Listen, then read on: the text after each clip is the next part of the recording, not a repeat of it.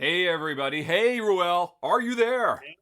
Hello, I'm here. You can hear me. You can see me. We are off to a great brand new year, my friend. He says that somewhat ironically because what he just heard was a non-stop torrent of expletives in his ear as I said every dirty word under the sun because right before going live, what I had done to set up the show, I accidentally closed the browser and eliminated it all. And like, ah! And he said, very well, just breathe. It's going to be okay. Yes. And so I calmed down. It's going to be fine. Yes. It's going to be fine. Yeah, Ruel threw some good vibes at me. Yeah. And all about the good vibes. Speaking of good vibes, there they are right there on the screen, folks. Everybody, welcome to, is this episode 22? Welcome to the year 2022 and our 22nd episode. Yes, total coincidence. How perfect is that? I would love to say I worked it all out, including the, I think we've taken 2 weeks off to make sure we'd hit this milestone. But no, it's total complete random luck. And that's how we roll here. Yep. Just real quick, people in chat are saying a bit quiet. Quieter. Yes, you are. So. Let's pump up the Ruel. Pump it up. Pump up the volume, as they said in the 1980s movie starring Christian Slater, I believe. It was Pump Up the Volume. Is that correct? And Christian Slater and was it Samantha Mathis? No. Oh, wow. Oh, that's going to drive me nuts. I can visualize her. Samantha Mathis, wasn't she in... oh, my gosh. No. Oh, wait, no. Jenny Norris says I got it. It was Samantha Mathis. Oh, it was? Okay, cool. If I'm right about that, that is a total waste of my gray matter, and I really should be using my brain for better things than that. I'm actually kind of disappointed if I got that right. But I did enjoy Pump Up the Jam. And thank you, Funky Sai, for being our first subscriber of the first episode of the new year. Woohoo! Yes. So welcome, friends. This is the R&R Show, where we talk board games and more. You're watching this live here on Twitch, and what we're doing is hanging out with y'all. We're going to take care of some business, and then we're going to actually record the show live here. The top 10, what are we doing today? The top 10 crowdfunding upcoming Kickstarters. Games.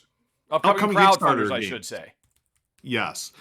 So that'll take place in a few minutes, and then afterwards we'll do some Q&A and so forth. So again, thanks for hanging out with us, folks. Hope everyone's enjoying the new year. Hope you had a great holiday season. I know that I've been on the mend, and I'm feeling much better than I have the last couple of weeks. So grateful for that. And seen a lot of people in chat. Very nice to see y'all here. Kabuki Kid, Eclectic Camel.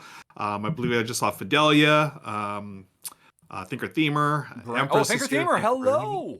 Looking forward to chatting. Let's see. Brenner, Empress Barrere, Jim Normus, all of the usual suspects have arrived. Duck of Death. I don't think we've seen Duck of Death 5 for a while, now I think of it. Yeah. Eclectic Camel, hello.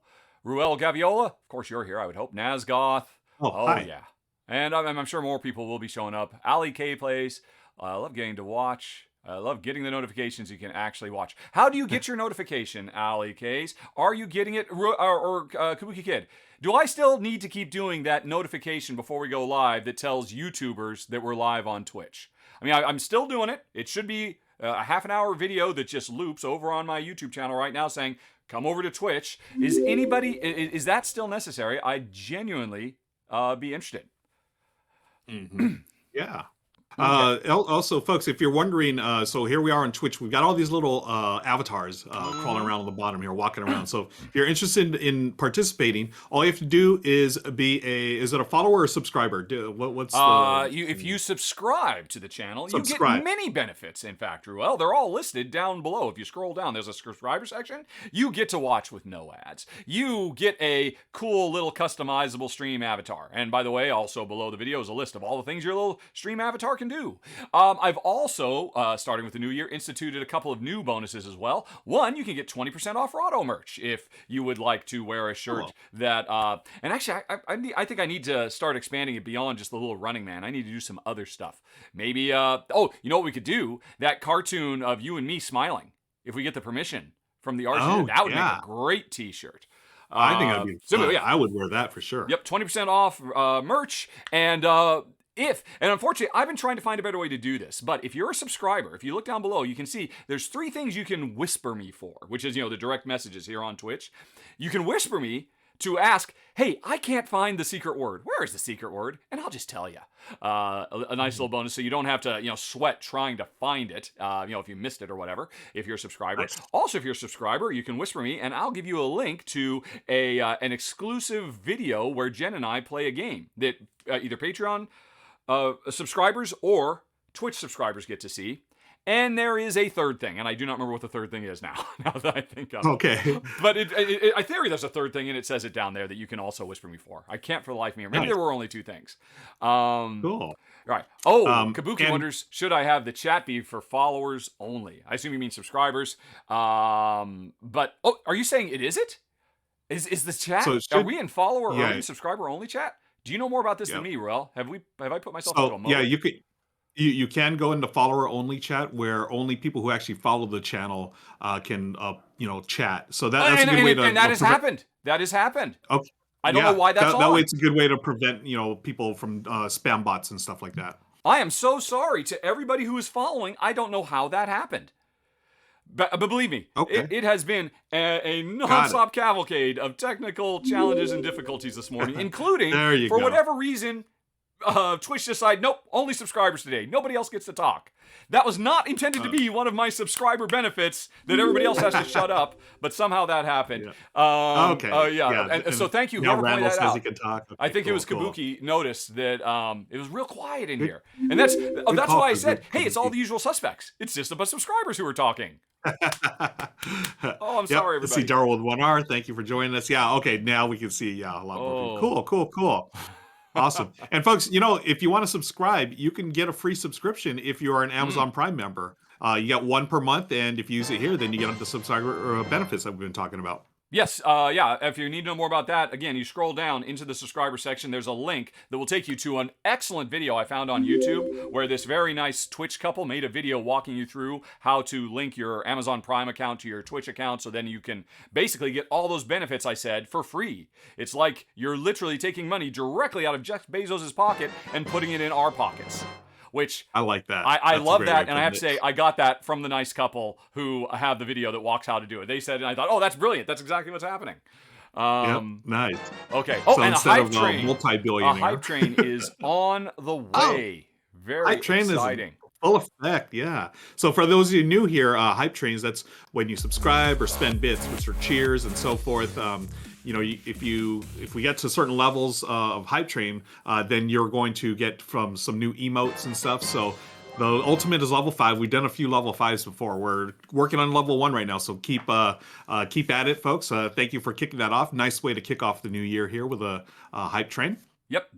We'll see how low can we go. Although how high can we fly? I literally just made that up. How high can we fly? Yes. That's awesome. Yes. Okay. I'm actually really pleased with myself for that. Instead of how low can you go, how high can you fly? How high can you fly? I like it already. Thank do we have some? Do we need to cash in any bits or? I'm sure we do. Before let's get to business. Before we do that, okay. I see that Forest of Glass has noticed down there in the stickers, which I just set up the other day because they're fun. On every page of the stickers, there's one entry that is free. So if you want to applause us with a sticker, it doesn't cost you anything. If you want to send some good vibes, if you want to do some pride hearts, that's totally free. I tried to choose positive things that people could do for free. If you want to get a bit more funky, if you want to do a wah wah, those will cost you a few cents and all of that. But yeah, I first saw these stickers on Paula Deming's Twitch. And and when I last weekend when we were doing when you guys I should say were doing the I got on and I did the Owen Wilson and she just got such a kick out of it because she just said it just like completely started because she hadn't heard it for a while. These stickers are fun. They are. And like I said, so vibes, everybody can get on it with some good vibes or whatever. Don't abuse them though, because I think there's a way I could try to minimize how often they come up. I didn't want to do that. But let's see. Okay, let me scroll through. Thank you, Sorrow Song, for cheering 100 bits. And my apologies. In my preliminary top 10 of the year, Sorrow Song, I think I said I called you Sparrow or Sparrow Song when I answered your Q&A. And it was like the most important question I asked because you asked, hey, what other games didn't make the top 10? And I called you Sparrow. Apologies. Unless, of course, you like being called Sparrow. Thank you for the subscription, Barth Vader. And the hype train is on the way. Vader, Corn Schemer, thank you. Oh, we some top three's been requested. Gordalis, thank you. Flynet, I'm just going to call you Fly, has subscribed. Yay. Another Trivial Pursuits, Meeple, cheered with 50 bits. Thank you, Meeple Conrad. Meeple Conrad? Yeah, somebody actually just gave me a free subscription to your channel, Meeple Conrad. I don't even think you were live when they did it. I just saw it popped up, and I was like, oh, that's cool. I'll have to go check it out. Ad-free.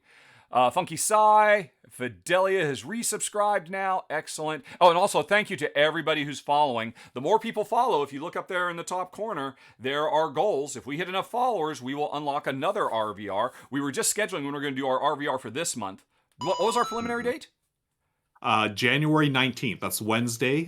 We will be. Have we talked about what game we're going to play yet? Yes, we will be playing Savannah Park, provided it shows up in the mail, because I have sent Ruel half of my copy of Savannah Park, so he can play and we can play at the same time, and he can enjoy it with Michelle and all that, and maybe stream it on his own channel. Because folks, did you know Ruel Gaviola is a very prolific Twitch streamer himself? Thank you. It's funny because the last couple of weeks have been pretty quiet just because I've been on the mend. But I will be getting back in the regular scheduled Twitch streams, folks. I stream all kinds of board games, usually with my wife Michelle, sometimes by myself, and sometimes I'll have a friend guest. But for the most part, just playing. I'm an Omni gamer, so you're going to see all kinds of games. I don't do the super heavy games on my channel, but I do Gateway all the way up to some of the more complex games. Actually, one of the games that I was going to play soon is going to be Gentes or Genties, the way because we were just talking about that recently. I was like, I have not pulled that off the shelf in a while, and it does have, I believe, a solo mode. So I'm going to solo my copy of Gentes, the deluxeified edition with the super big chunky meeples. Super excited about that, folks. You follow me on Twitch or my social media. I'll post when I'm going to be doing that. And if you're if you're on YouTube, which I know a lot of you are, and you're just coming over here because you normally watch me on YouTube, Ruel has a channel on YouTube as well, where every live stream he does goes to be archived. So you can catch, at this point, hundreds of hours of him and Michelle playing tons of games. Yeah. I've been really super pleased with how everything's gone over the last year and a half since the pandemic started, and I'm very grateful for the opportunity to play so many games. I lost count after about 250, so 250 different games that I've streamed on my channel in the last 20 months or so. So it's been a lot. It's been a lot of fun, and I'm looking forward to getting back into the thick of things. But that's not what we're here for today. We're here to talk about games. Yes, exactly. Rahdo, and give away games as well, right? Yes, we will be doing that when we get to the live portion of the show. Oh, no, that's right. Oh, that was just a lovely segue to giving away a game right now. Okay, you were so smooth, and I just, you tossed, you bunted to me, and I totally fumbled. I can't believe that. And by the way, that was a baseball reference, I believe. Did I get it right? Yeah, baseball and a football reference. Very well done. Yes. You said bunted and fumbled. That was because you're wearing your Dodger stuff. I know nothing of the sports ball, but hopefully I got that right.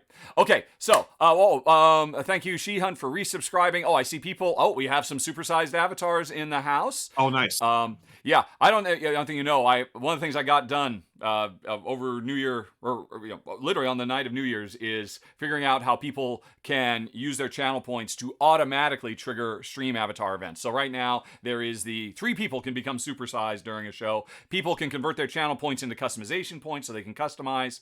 And if people aren't subscribed, but they would like to play with a subscriber for one episode, you can spend a certain amount, I think 3,000 channel points, and you will get a stream avatar for the length of that episode. So everybody can join in on the stream avatar party. But we are here to, let me find our list of things we have to do. We have so much work to do.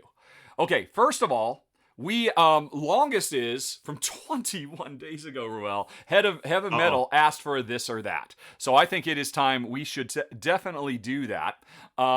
Folks, let's see. I did not think of a way to actually start a timer, but we'll do a couple of minutes of this or that right now.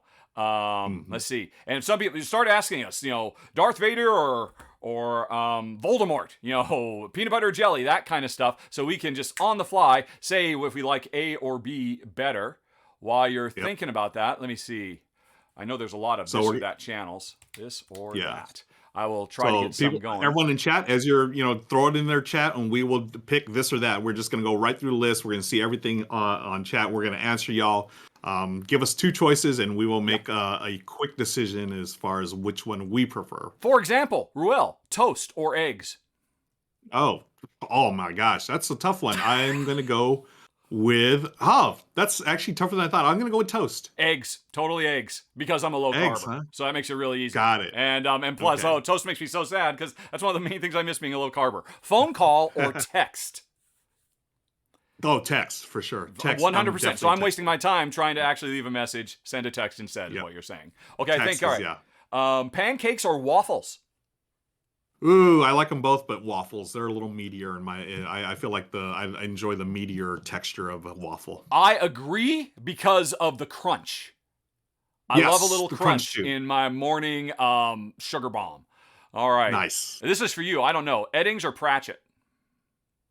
I have no idea what that is. I'm going to say Pratchett because I actually know Terry Pratchett's daughter in real life, and I very much respect everything he's done, and I genuinely don't know who Eddings is, and I feel a little embarrassed. I've not read either. Yeah, I have not read either. Potato or potato? Oh, potato, of course. All day. Yeah. We're not fancy enough for potatoes. All right. Definitely not. All right. You need to stop scrolling. All right. Worker play. Oh, where to go? Why? Okay. Worker placement or simultaneous action selection? I'm a big worker placement guy. It's huge. All about simultaneous action selection. Not even close. Nice. Although a simultaneous worker placement selection is a nice compromise. Yes, agreed. Okay. Okay. The Friends or the Harry Potter reunion? I watched the Friends one. I didn't watch Harry Potter, so I got to go with Friends. I've watched both, and I would also go with Friends, quite frankly. Really? I think Friends was a much more engaging thing. It was much more raw, and in the moment, it was less overproduced. So I would also go with the Friend ones, which cool. That was a bit niche, but all right. Yeah. More sci-fi authors, I think. Sanderson or Jordan. Sorrow is trying to make us look dumb because I haven't read any of them. Yeah, I feel dumb. I've not read Sanderson nor Jordan. What about you? Okay, neither. But I can go to Timmy Ballew's Viscounts of the West Kingdom or Architects of the West Kingdom. Ooh, I think I know your answer. I'm going with Architects. What do you think mine is? Viscounts. Correct! Ding, ding, ding, ding! Yeah. I could throw yes, correct. It's got the rondelle, right? Yeah. I mean, Architects is very, very cool, but I mean, you really want more than 2 players to get the most out of Architects, quite frankly. Agreed on that. Absolutely, 100%. Yeah, I've had really good games, like 4-player games of Architects. I really enjoy it, especially, and then the expansion had some nice bits as well. Yep. Let's see. Okay. Star Trek original series or next gen? Oh, I'm original. I'm an OG. Yep, we're both series. Old, so we're both TOSers. Yep. That's right. Yeah, I mean, it's if I were 20 years younger, of course, as growing up as a preteen and a teen, Picard would have been my Star Trek, and that TOS would have just been ridiculous. It was so hard for me to come to terms with what has happened to Star Trek. I mean, it wasn't probably until I was in my 30s or 40s that I finally accepted Next Gen and Next Gen is still probably tied for my least favorite Trek, along with Voyager. And that doesn't mean I don't like it because I like all Trek. But you know, that's a gasp-worthy statement right there. Pizza. Did you watch Next Generation when it was first out, or did you come back to it? No, I was catching them all. Streamed locally on our local whatever channel it was. When I was in high school, we were watching them, and then when I went off to college, I really needed a TV in my dorm room solely to be able to continue watching every week. And then we continued watching after Jen and I were married, and we were living in our first house together and all of that. So I mean. Yeah, don't get me wrong, Next Gen was there for some really pivotal moments in my life, but yeah, I mean, everything I am, I owe to the trinity of Kirk, Spock, and McCoy. If I ever write a book, it'll be, learn to be one of those kind of self-help books by, following the 3 pillar philosophies as espoused by Spock, Kirk, and McCoy, who finds balance between the 2 polar extremes of the others. Yes. Oh, I would read that. Pizza or tacos? I should have asked a while tacos, 100%. Tacos really? For days. Pizza any day of the week. No. Oh, really? Yes. We could have an argument about that. I guess this is a good way to find argument fodder if we need it, I guess. Yeah. Mountains or beach? I like them both. I'm more of a beach guy, I think. I think I would rather go for a hike in the mountains, in all honesty. Don't want to deal with the sand. Yeah. And you know what? And sometimes, honestly, even the best beaches just reek. They can stink pretty bad. Sometimes. Whereas mountains are always wonderful. Although going to mountains, you're going to get rained on. Yeah. I mean, I'll give mountains the whole crisp, fresh air thing as well. Yep, but you can't beat that. I love laying at the beach and with a good book and just I might be. I'm because I lived in Malta for over half a decade, so that might be affecting me somewhat. I've had a lifetime of beach life, quite frankly. Okay. So, I lived in Santa Barbara for many years, so of course I've been spoiled by beaches as well. But I still miss it. Baymax or Wreck-It Ralph? Oh, So that is. I forget what it was called. It was called Big Five or something like that. Was the Big Hero 5? Big Hero 5, I think. Yeah. Yeah, obviously I've only watched it once. I've watched Wreck-It. I have to go with Wreck-It Ralph only because my niece and nephew at the time, they were into it, so I watched it more with them. Honestly, if you were to ask me, hey, we're going to sit down and watch one of these two, even though I have seen Wreck-It Ralph twice and Big Hero only once, I would probably watch Wreck-It Ralph again. I think. Yeah. Strong words. Fun movie. Yeah, I know. It's a blast. And I just love Sarah Silverman. Regular fries or sweet potato fries? Oh. Phew, I gotta go regular fries. I mean, it's I do enjoy sweet potato fries, but regular fries I think they go with more things. Okay. You know what? I've just scrolled down and there's like 50 more. We can't keep going forever. Okay, folks, I'm gonna call it a close. Sorry, we've done our due diligence on a this or that. That was fun. Yes. And remember, folks, that was fun. Yeah, you can use your channel points to buy another one, and we'll do it again. But now, 21 days ago, Ruel, we are so lax. Dungeon Sound System requested a top 3. So Oh, I think we okay. need to do that. Yeah. So, folks, what topics, game related or otherwise, would you like us to count down? I will put that in a poll, which you can then vote on. Yeah. All right, So if I can we find the again, poll button. folks, just as a reminder, we have Rahdo channel points, and that allows you to spend different amounts on different things that you're going to request, like top 3 trivia. I can do a Ruel ranks. We just did a this or that, and you can also supersize your avatars and so forth. And we do shout outs as well for 3,000 points. So there's all kinds of stuff. Just click on the little channel points thing on the left, bottom left of your chat if you're new here. Check that out. So people are starting to Right, yeah, throw give in me some some. topics for our top 3. This is great. We have top 3 Dice Worker placement games, Dice Worker. best Quantum Leap episodes, top 3 '80s movies. All right. Andrew asked for the top 3 mustaches or beards. Very nice. All right. Facial hairs. Ooh. I can't even think of one. No, okay, I could probably do it. Yeah. All right. I didn't really. One more. Give me one more. I didn't watch Quantum Leap, so we got to pass. All right, on that. I'll cut that one back out. I could totally do that one, but that's okay. Mm-hmm. So Ooh, we need top 2 3 more. Christian Slater films. Have not watched about. I haven't thought about that. Do you want to try that? That's interesting. Yeah. Why don't? Oh, just as an exercise here. Well, I mean, Top remember 3 Christian Slater. so that's 2 movie entries. Give us one more game-related one because we have 3 non-games. Give us, I mean, and ostensibly we are a game-focused show. Forest of Glass says the top 3 ingredients in peanut butter and toast. These are great. Okay. Top 3 favorite board games of your significant other. That's interesting. Okay. Oh, Okay. I sort of like that one. Yeah, we'll do it. Well, that's the 5th one. Others Okay. games. All right. So I think I misspelled significant. We're just going to let it go. I'm going to run that for 2 minutes, folks. You have 2 minutes starting now. Vote! Make your vote, voices people, heard. Vote.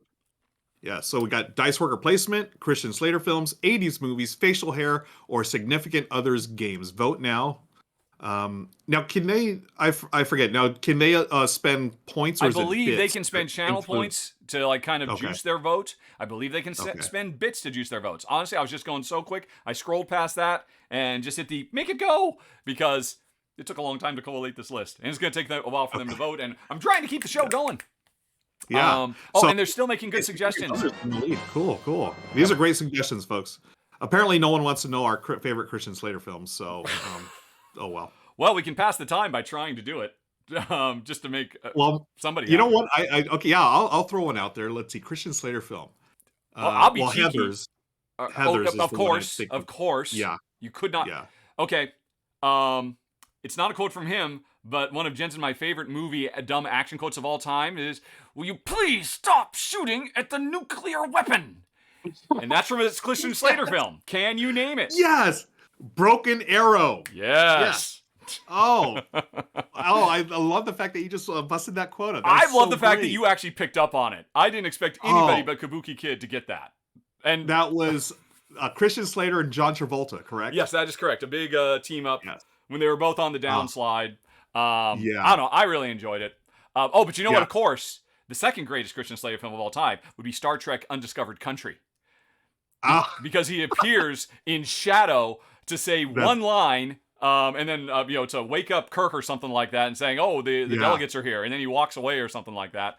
That was a nice reference. Yeah, wow. Because his mom was the casting director, and he was a huge Trek fan, and so he just said, "Look, I just want to be in a Star Trek movie. I'll do anything. That's so Put me in shadow so no one knows it's me." Yeah, so we had Heather's, we had Broken Arrow, and I'm okay with Star Trek Undiscovered Country. All right, then there you go. Definitive. You got a bonus top 3, folks. But significant others games. Ruel, what is Michelle's favorite game? Oh my god, this is oh my gosh. I can think of number 1 I can think of most recently is Azul Summer Pavilion. She really liked that game a lot. We're both fans of Azul, and then she actually taught me Summer Pavilion. She learned it from someone else, taught me, and I loved it as well. So I'm going to say Azul Summer Pavilion is one of Michelle's top 3 favorite games. You're not going to say it's your favorite, though. It's tough.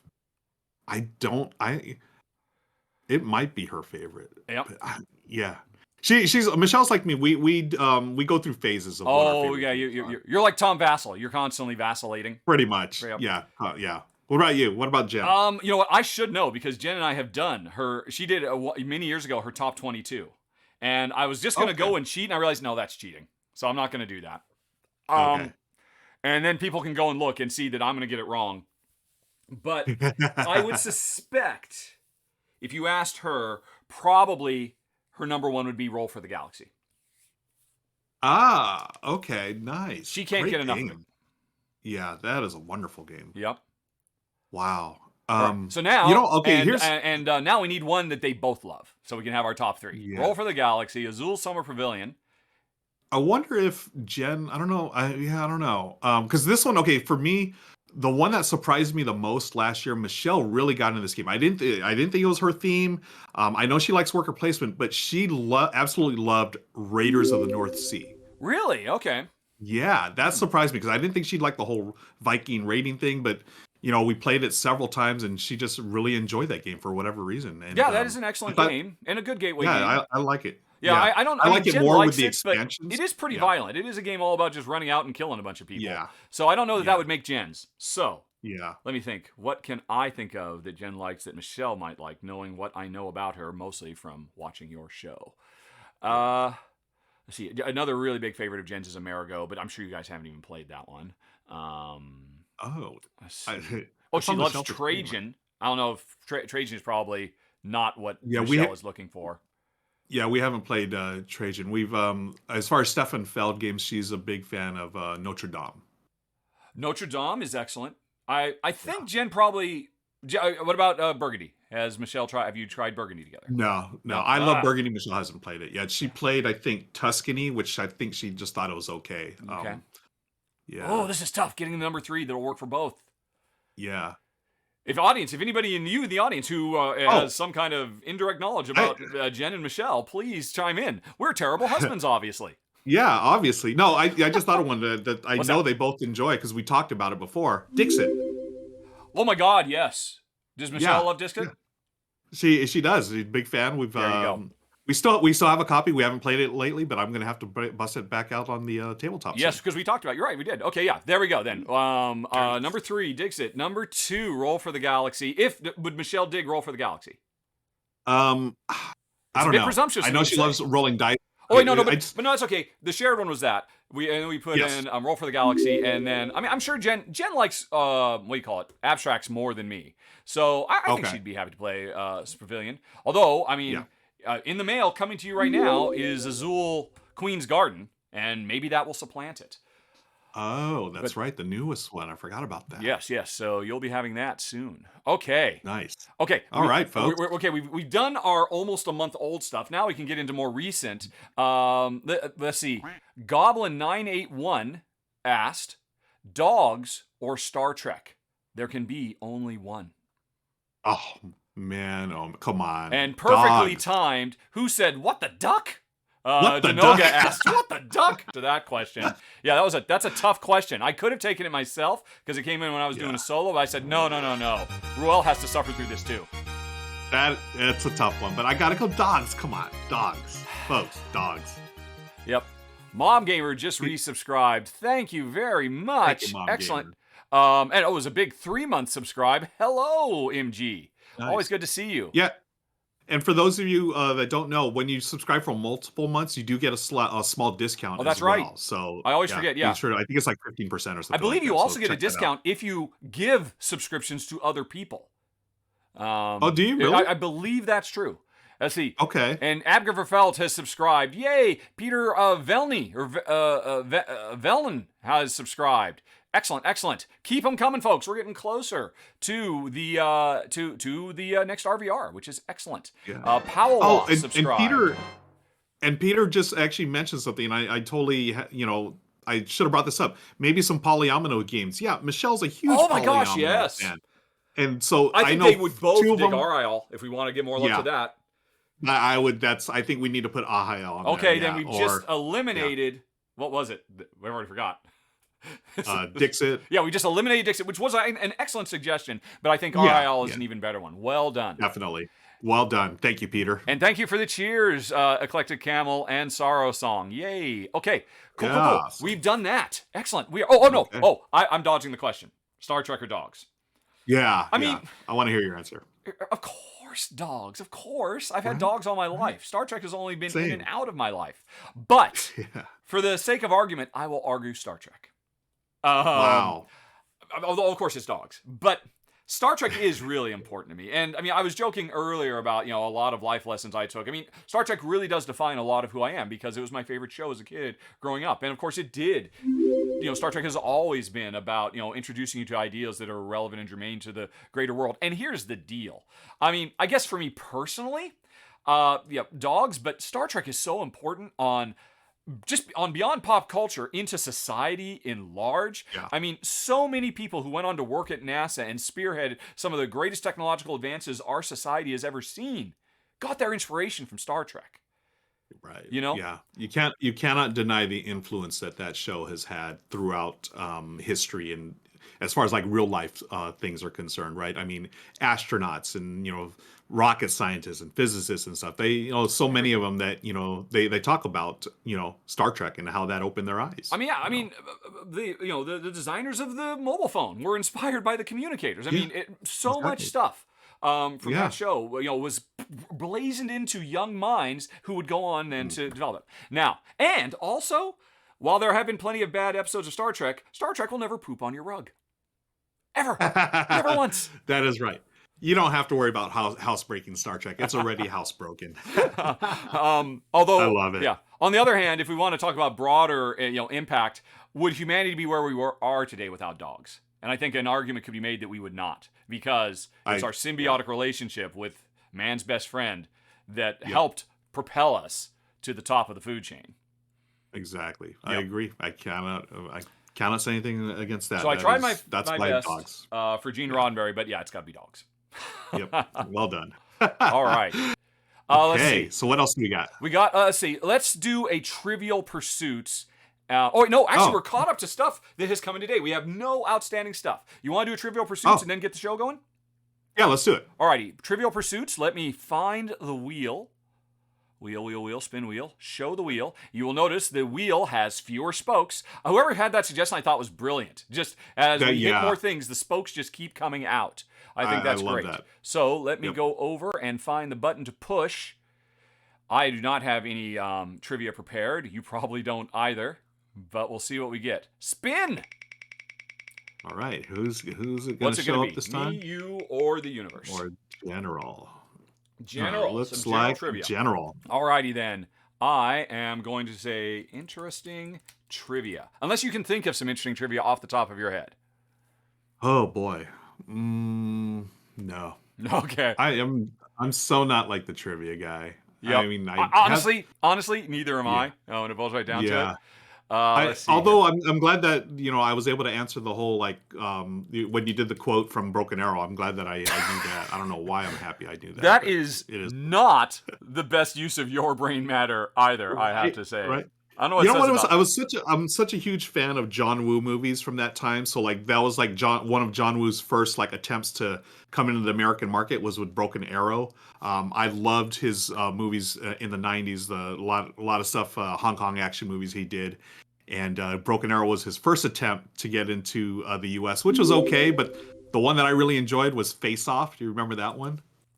Oh my gosh, yes, of course. Yeah, John Woo's Face Off. Yeah. I mean, Travolta and Nicolas Cage, and they were absolutely brilliant in that movie.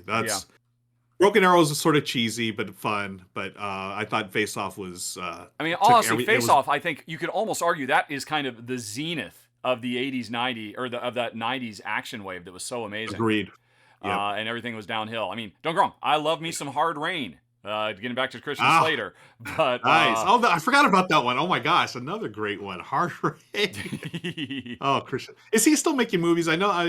He's been sort of quiet as far as the movie front is concerned. Gosh, what has he done? I think he does smaller little character work, guest appearance type things. Yeah, TV and I know he's on that series iRobot or whatever, which I've never watched. Oh, of course. Oh yeah. iRobot. I mean, that was kind of like the Slater Renaissance. Because everybody said, "Oh my gosh."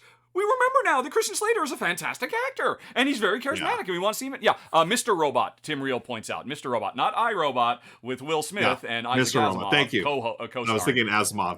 Yep. All right, I found one. Ruel. Yes. bones found at the Seymour Island indicate that penguins once stood at a certain height. Guess the height and weight that these bones found indicate. So, okay, I'm assuming they're sort of smaller now. Well, okay, in the movie Happy Feet, like little animated. Happy Feet is not going to. I'm gonna say, yeah, I'm gonna say they were like. I'm gonna go crazy. I think they were like monstrous. In the ancient age, I'm gonna say they're like 6 feet tall. Ding, ding, ding. 37 to 40 million years ago, penguins stood 6 feet tall and weighed 250 pounds. That is absolutely terrifying. Oh my gosh. Now that is a reason to make a time machine if ever I heard one. Oh, just to see. Oh, that could kill you. Oh my gosh. 6 foot penguin. I'd be terrified. It took me a bit, but that was some good trivia. I like that. That was. Okay, cool. Well, where'd you find it? So what do? You just I just Googled do a search. I did a Google search for random or interesting trivia facts. And the first 3 links I went to while you were vamping were crap. They were all garbage. But then I found the 4th one, and it was like, and I scrolled down a little bit, and I saw that one, and there was a nice picture of a penguin, and it's like, okay, perfect, that'll do. Although, man, you nailed it. Well done. Wow. I think okay. If there are any game designers in the house today, I want a giant penguin game now. Let's do it. Make it scary. I don't know. Yeah. Combat prehistoric heavy. penguins. Let's exactly. Yes. Prehistoric penguins. There you go, folks. Cool. Okay. All right, so we have a few more things, but let's put that on hold because you were starting to lead us to what we're actually here to do, give stuff away. Let me bring up the browser. I think I've got that queued. And, it's disappeared. I don't know why. We waited too long. This has happened before. I will tell OBS, it's still the same OBS. It's still the same browser. Hasn't changed. Why are you doing this? I love live streams where we just talk to OBS. It happens constantly. Emriel says 6 foot penguin is a great username. I like that username. 6 foot penguin. Username. I agree. Yeah. All right. Can we please? Okay, there's. There it is. Okay, done. Right. Okay, folks. By the way, Mike Alexander, very cheeky, sent his in like 5 minutes before we went live, 10 minutes before we went live. Okay, Mike, I had to manually type you in. If you win, you owe me. Let's roll. You're too nice, man. We are giving away the what was it? Oh, it's a $50 gift certificate from Fun Again Games. Yep. And it covers shipping, all that stuff. So let's see who gets it. That'd be crazy if Mike Alexander gets it. That would be absolutely insane. That would be, yeah. You're too kind. That's 5 minutes before we go live. That's cutting it close. All right, who got it? Alan Young. Sorry, Mike. Hey. Maybe if you got your in a little bit earlier, like Alan did, you might have had a chance. Yes. Congrats, Alan. Congrats indeed to Alan. Alan, I'll be contacting you later today after the show, after the really big show. Okay, cool. Now, that freaked me out that the browser did that. Let's see here. Now I'm worried it's going to do that when we go live. Although I know. Yeah. Okay, folks, you're about to have a spoiler. I'm just going to make sure it's working because I want to make sure everything's fine. Okay, if I come back to the browser. Yep, okay. We're about to talk about Astro Knights amongst other things. Okay, it's there. Spoiler alert for the show we're about to record. Okay. What? I also needed to get a splash screen. Talk to the people. See what they're saying. We've been ignoring them, even though we've been giving them what they asked for. While I get the other thing ready. So while you do that stuff, say hello to everyone in chat here, so see how you're doing. Hey, I want to thank Shy Hunt for the gift sub. Very nice of you. Appreciate that. That's their second one they've gifted. Oh my gosh. Yeah, so cool to see that. Again, that's one of the things I really enjoy about Twitch. There is this really nice community here. James says there was a giant penguin in King of Tokyo. That is right.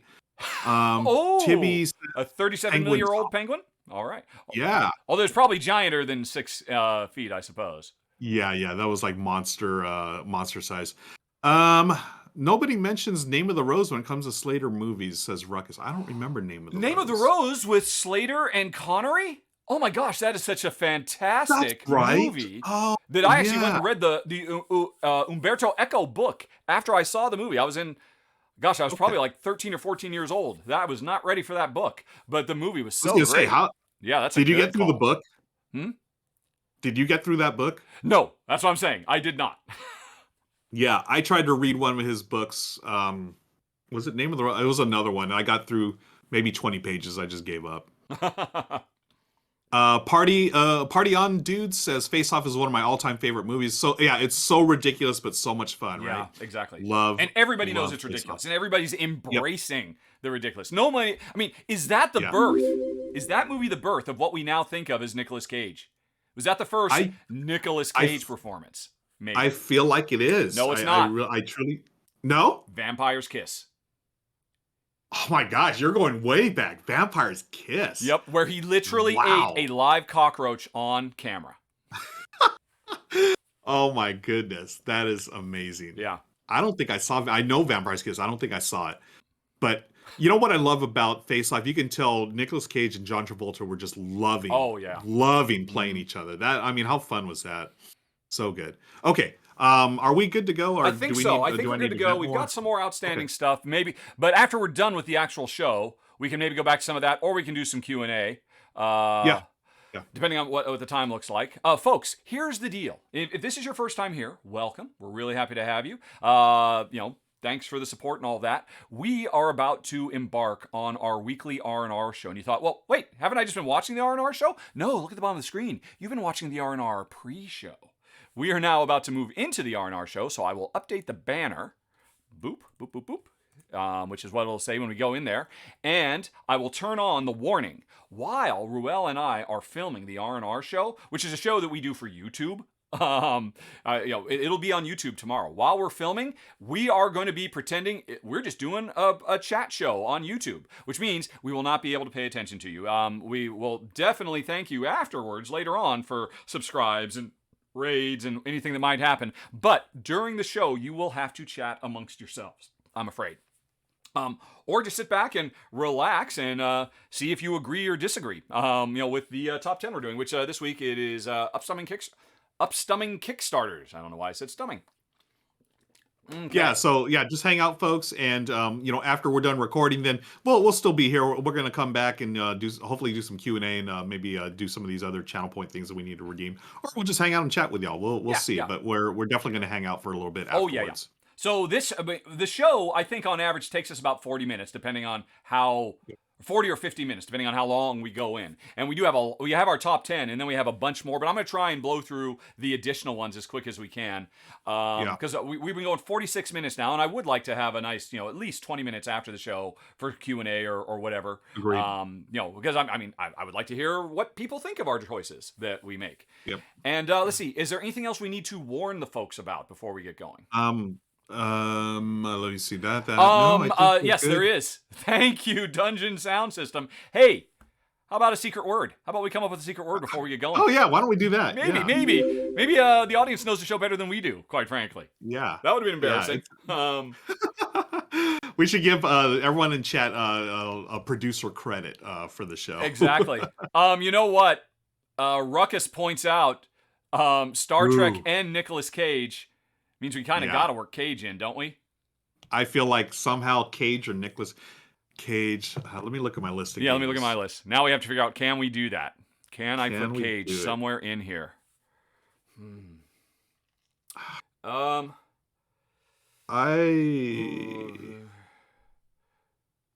Okay, I got one. I can do it. You got it? Okay, yeah, cool. Okay. Now, is it going to be Cage or Nicolas Cage specifically? I'm just going to do Cage. I'm not going to do Nicolas Cage. Okay. Cool. Right.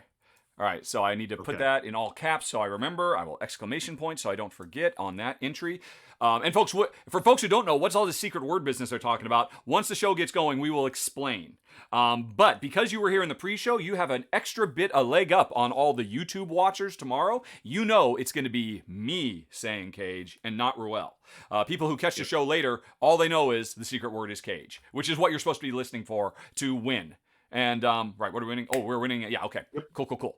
So when you hear the word Cage, you're going to type in the name of the game. We'll explain. Yeah, this, we can explain when we get in there. When we start recording. Y'all know what we're doing. And spoiler alert, you're entering this contest to win a copy of Evolution New World, which I'll also talk about when we get going. Okay, so that's queued up. I've got our intro queued up, or I need to move this so I can see that. Where is it? There it is. All right, you can go over there. So, let's see. Do I need anything else? I think otherwise I am set up. I think I'm set up, ready to go. So, any last good suggestions from the audience, who basically act now as our executive producers, effectively making sure we stay on task. Love it. Yes, thank you, chat, for reminding us about the secret word. I'm good on my end. I'm good to go here. If I'd seen it sooner, I might have gone with bees, not the bees, not the bees. 25th Century Games. Thank you for that. I appreciate that. Go Dodgers. Yeah, I think we're good to go, my friend. 25th Century Games digs the Dodgers' love, apparently. Yes. Yep, but I don't understand it myself. So okay, right. So let me walk through this. I put the logo up. I say, hey everybody, this week's surprise, folks, we don't have a sponsor this week, and we were talking about this before we got it. And I had it. What do I say since we don't have a sponsor? Or I just say, hey everybody, welcome to this week's R&R, or welcome to episode 22 of the R&Rs. Yeah. Okay. So we'll have sponsors. Will be back next week. Hooray! So no graphic coming up. It's just gonna be a graphic of our smiling faces. All right, so it'll be that, and I'll say, hey everybody, welcome to episode 22 of the R&R Show, and then I take the thing off. I say, hey Ruel, how you doing? You say how we're doing, and how's your new year been so far? We'll chat a little bit. We will then explain how the secret word works and what people have to do. What else do we do in the intro? That's it. And then we do the top 10, right? Yep. Okay. I'm second guessing myself now because I totally forgot. See. Don't forget. Don't worry. Our producers will let us know in chat if we're messing anything up. We've got another very good. There can be only one in the queue. I like it from Nazgoth. What is it? We'll hit that. Oh, if you want to start thinking about it, board games or TV series. Ooh. That's a Sophie. That's a Sophie right there. I like that. That's a good one. So we'll get to that after the show is over, folks. So, once again, we won't be able to engage in the chat as much as we should. We might take a break halfway through if we end up going really long and I need to get a drink of water or something like that. But we'll play it by ear. By the way, Ruel, you've never done this, but if at the end of one of your entries you decide, when you're saying, and that's my number 6, Nicolas Cage. If you just want to stop for a second, just don't say anything. That's what I always do. Just don't say anything, and that means Ruel wants to take a break. So if we never work this out ahead of time, but if you need to take a break midway through, by all means, just at the end of your thing, stop talking.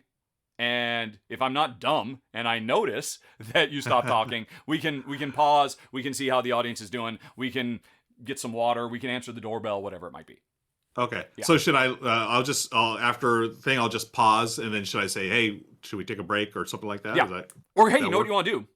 Easy thing, because it helps me later on when I have to edit that stuff out. If you decide you need to take a break at the end of number 6, Nicolas Cage, say, and that's my number 6, folks, Nicolas Cage. Do that, because that loud clap becomes very easy for me to spot in the waveform when I'm trying to edit out that midsection. Perfect. And of course, if you just clap for no reason, I'll know, I should stop. That would be pretty hard to miss. Okay, cool. Alrighty. Okay, so everyone knows the secret word is cage. Move on. And we are good to go. And okay, so let me bring up the whoozy. Is there? Okay. All right, one more swig.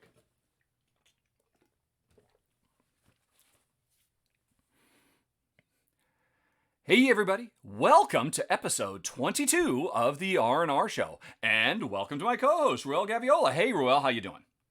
Good, how are you, my friend? I am doing A-OK. All right. 2022 is upon us, and it's a total coincidence that we happen to have our 22nd episode as the first episode of this new year. You'd almost think I was so brilliant that I planned it out, but that is, I wish I could claim that. Yeah, in my mind you did. You're brilliant in everything you do, and I will say that you planned it. But anyways, Happy New Year. Hope you had a great holiday season, Rahdo, and I hope everyone watching did as well. Yes. I am excited about this episode. We're going to be talking about our top 10 upcoming crowdfunding games on Kickstarter and or GameFound. I don't know what it is. I think it's maybe just because the holiday's over now and like we're getting into the new year. It's like, okay, now this fresh newness now. I'm ready for it, Well, that is the nature of the industry. I mean, the month of December is always a dead zone for Kickstarter stuff. when it boils right down to it, because everybody's got other things they want to spend their money on. They're not going to back a game that they won't see for 2 years. That doesn't make for very good gift giving. And then to make up for it, there is an explosion of stuff in January, pent up from November and December that everybody wants to rush on Kickstarter. And so we've got 10 that we're very excited about. And we actually have a bunch more we want to talk about as well.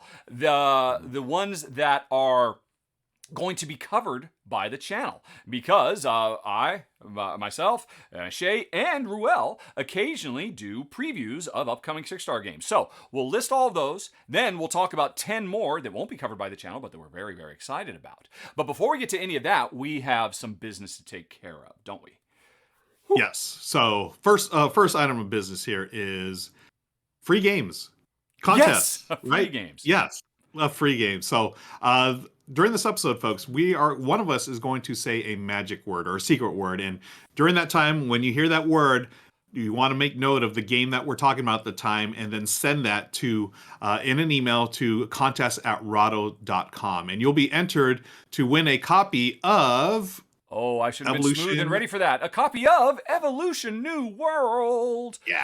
I'm very excited about this. I'm not going to talk about it right now because I'm about to talk about it I mentioned that list of games that's going to be covered on the channel. I'll have a run-through for this coming soon, so I'll talk about it. But this is going to be going on Kickstarter in January. And the folks at Crowd, the publisher, have set aside one copy for one lucky winner, viewer, of this show. But Ruel, they, as you said, have to listen. Or did you explain the secret word? Did you say that? I did not say the exact word. So the secret word, folks, we're going to give you the secret word right now. Yes. It's cage, C-A-G-E, as in, a cage, or, our favorite actor of all time, Nicolas Cage. Listen for cage. One of us is going to say it. And then whatever game we're talking about, enter that game title into an email at rahdo.com. And you'll be entered to win your very own copy of Evolution New World. Exactly. Very, very exciting. You cannot cage these animals. Let me tell you that right now. And folks, that was not the instance of the secret word. I know we were talking about a game when I just said cage, but no. You have to wait until the top 10. One of our 10 games, one of us will say the word cage. That's the game that you have to put as the subject of the email you send to contest@rahdo.com. Let me put that on screen one more time. And that's how it goes. There will be one lucky winner. We will use the Wheel of Names to pick that winner on January 11th at noon. So you basically have until January 11th at 11 a.m. Pacific time to figure out who said cage and what game was it when they said it, and send that to contest@rahdo.com. Right. Okay. Yes. Okay. Did I get that? Okay. Cool. Perfect. Well, then you know what, Ruel? We haven't done this for a while, but you might be wondering, hey, what's going on? Is there anything... Yeah, you have this nice little table there with all kinds of goodies. What game do you have in front of you, my friend? Well, this is a topic we haven't done this, I think, for over a month. We used to do it quite a bit. This is Free Radicals, and this is I forgot to put on the screen. We are in the What's on Rahdo's Table segment of the show. It's Free Radical. And oh my gosh, this is so amazing. This is a competitive... I guess I'm going to say competitive Euro, but it's 10 games in one. Because when you set up to play, you could play as the executives, or the artisans, or the underground, or the hoteliers, or the merchants. There's 10 different factions, and each faction is playing a radically different game. If you're playing as the executives, you're playing a Moncala game, kind of like a lighter version of Trajan. If you're playing the merchants, you're playing an engine-building goods conversion game. If you are playing the couriers, you are playing a pick-up and deliver game. If you're playing as the adventurers, you are playing a VR exploration and adventure-style game. What else is there? If you are playing the hoteliers, you're playing 4 copies of Tetris at once. So everybody is playing their own completely unique game every time you play. And the beautiful thing about the game is it does such a great job of making it easy. There have been other games like this, but I know they're always terrifying for people like, how do I have to teach all these games? When you're setting up the game and you give somebody the hoteliers, you give them this. There's a really wonderful summary of everything the hoteliers has to do. Oh, this is for the adventurers. All right, if somebody's playing the executives, you hand them this. It tells you how to set up. It literally gives you strategy tips, and then it just has a very quick thing that walks through all the core actions. And you're playing them on call game immediately. This is wonderful, and what I love about it more than the asymmetry is the fact that this is a game that highlights a bright and vibrant future world for us to live in. It's not a dystopia, it's a utopia, where everybody's needs are being met and everybody has the option to pursue whatever their life's goals are. And so I love the bright, vibrant, colorful. It isn't a gray, grim, perpetually rain-soaked world like, cyberpunk Blade Runner stuff. This is a vibrant, happy world, and that almost kumbaya nature of everybody, pursuing their own goals. In this game, you don't pursue your own goals at the expense of others, like you do in our world and in most board games. You work with other players, even though it's competitive. One of the main source of points in this game is by helping your opponents, and every faction has their own way to help each other. I am smitten with this game, Ruel, and so that's why I filmed it yesterday. And I thought, I want to talk about it some more because I just can't stop talking about it. So I left it on the table today. So, that's what's going on. Okay. That looks amazing. And I remember you talking about this a few months ago, and when you highlighted the asymmetrical, players and everything, I was like, okay, this looks interesting. But actually seeing it on the table and like knowing that there's all these different ways to play, you got to pick up and deliver. You have the Tetris thing, and you have the engine building. Like that looks so fascinating to me, and the theme as well is really, really cool. Like as you're saying, not a dystopia, but a utopia. Exactly. So, More of that. that. Entertainment industry. I mean, I know it's easy to fall into the, everything's terrible and awful these days, but how about a ray of sunshine every once in a while? How about a beacon of hope and optimism? And that's what Free Radicals is. So, yay. Nice. Okay, anyway, though. So we are now going to do what we came here to do. Talk about 10 upcoming crowdfunding games on Kickstarter and GameFound. Before we get to our top 10 countdown, though, I did say right up front that we have to talk about all the ones the channel's going to be covering, right? Yeah. Yeah, I did explain that? Okay, then. Let me go on ahead over here, and let's talk briefly about Astro Knights. I'm very excited about this. This is going to be going live at the end of January. I'll be doing a run-through for it. This is a streamlined sci-fi version of Aeon's End, which is one of my favorite cooperative card games of all time. Maybe my favoriteest. And I really look forward to giving Astro Knights a go because it simplifies and streamlines the game, makes it much quicker to set up, and does some very, very cool new, I think, fairly revolutionary twists to the market economy that we are so commonly associated with Dominion. It really kind of turns that on its ear. So I'm excited about that one. And awesome. Let's see. All these are in alphabetical order, by the way. We then have CoLab, another one I'm going to be covering this month.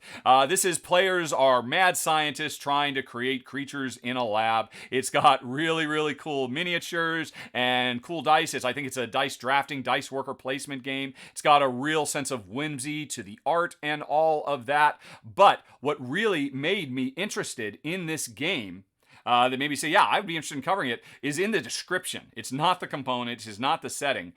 CoLab employs a series of take this mechanics instead of take that. Oh. Where players provide resources, minions, and other opportunities to their opponents in exchange for resources or points. Yes!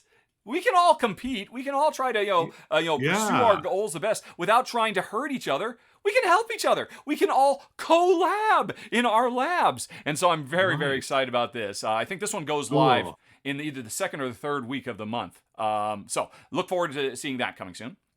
Then there is, now I've got to scroll through all these pictures. I did not think of that. Then we move on to Dunhuang. Pearl on the Silk Road. I believe Shay is covering this one, if I recall correctly. It is a very, very ambitious game where players are landlords on the Silk Road, seeing artisans coming and going and trying to sponsor the development of artworks, if I recall correctly. It has really gorgeous art. It looks like a very big, and heavy Euro, kind of stuff that we love.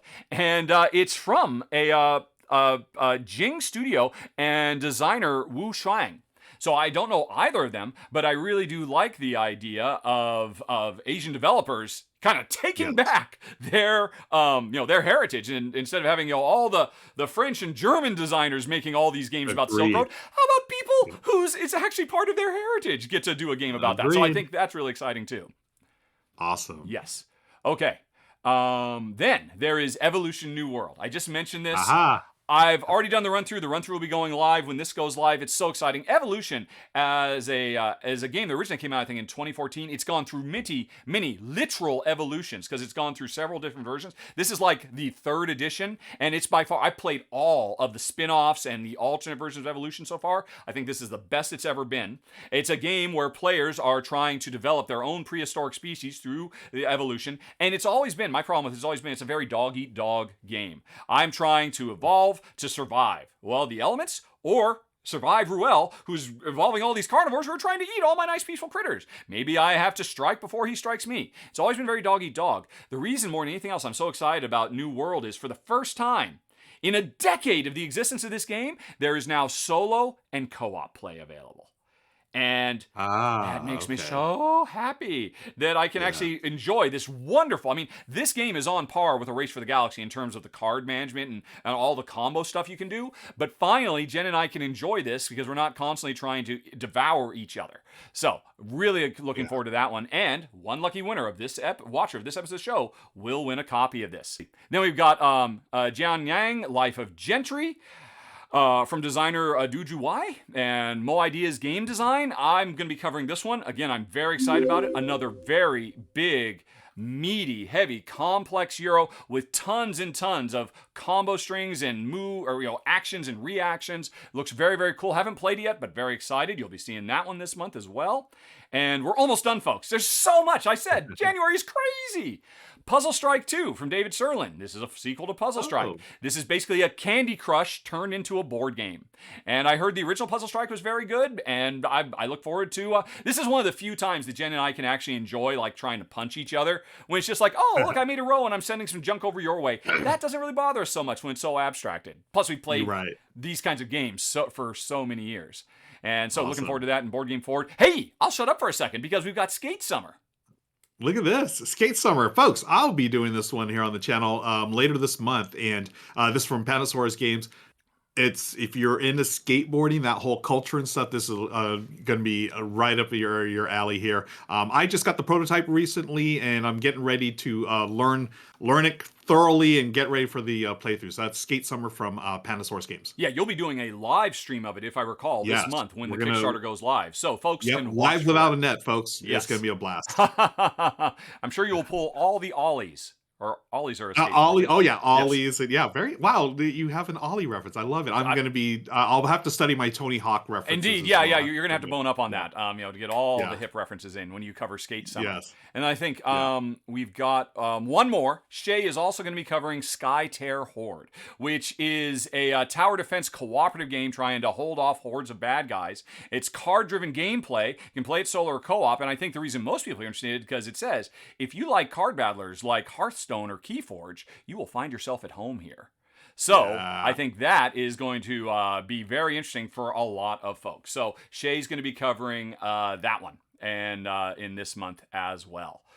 This is going to be a good month. Wow. It's going to be a big month. So that was that. And now, at long last, we can actually start talking about our top 10. These are other games, again, that we are very, very interested in that aren't going to be covered by the channel. Although, who knows? Things change. Maybe somewhere down the line. I mean, maybe after the publishers see how excited we are about this, maybe they'll contact us. Maybe you'd like to cover the game. Dropping hints. Anyway,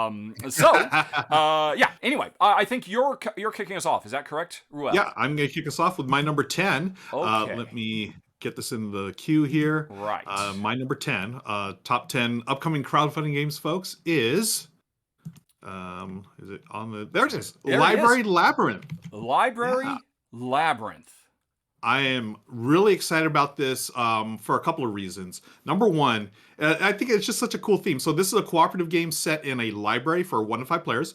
And the library is actually, so your characters that you're playing are from the books in the library, and you're fighting monsters from the books in the library. So if you're walking, it's a dungeon crawl, and you're walking around Dracula, or maybe, the robots from the War of the Worlds will show up from the books, and then you take your characters and fight them and try to defeat them. And the characters are fictional and some fictional and historical characters. So you could be fighting as like Harriet Tubman, whose like ability is courage, or is it Ada Lovelace, the mathematician, whose abilities include science, coding, and logic. I mean, it's such a cool way to, I think, go into a game theme-wise. And what's the other reason why I'm super excited about this is the team behind it. So this is a team based in the UK, and it's a group of women from a different mix of backgrounds and experiences. So it's going to take, the typical dungeon crawl game experience, but it's going to put a new twist on it,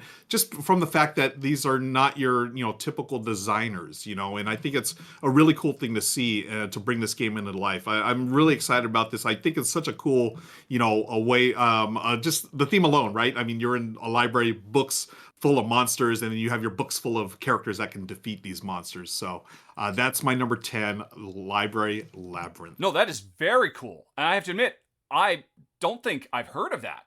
I mean, folks who don't know, the way we make this list is we go on the GameFound page and we go on the Kickstarter page, and there's links so you can say stuff that's coming soon, and we just look through trying to find projects that have made a coming soon page that you can go to, click on the link, and you'll get notified when the project is going to launch. So I mean, and there's like on Kickstarter, there's like 500 or 600 of them. And it takes, I don't know how long it takes you. It takes me a few hours to do this, and I'm really impressed. That sounds really cool, and I totally missed it. Doesn't it though? Yeah, it took me a while. I dug deep for this one, and I think they're going on GameFound. Is it GameFound or Kickstarter? They're going to launch early March. I think March 8th might be the day, but you know how those things go.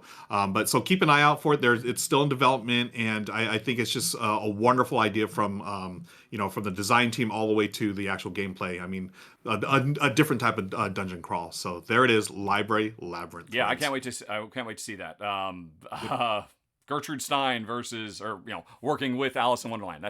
I don't know. That's very cool. Be brilliant. All right. Well, brilliant. I'm gonna go a little bit more traditional board game, although I really love your number 10. I kind of want to switch these. Cool. So our number 9 today, folks, is Dead Machine Gods, which I know doesn't sound like something that you would normally expect me to talk about, and it is kind of a grim setting. Was it a strategic cyber occult worker placement game?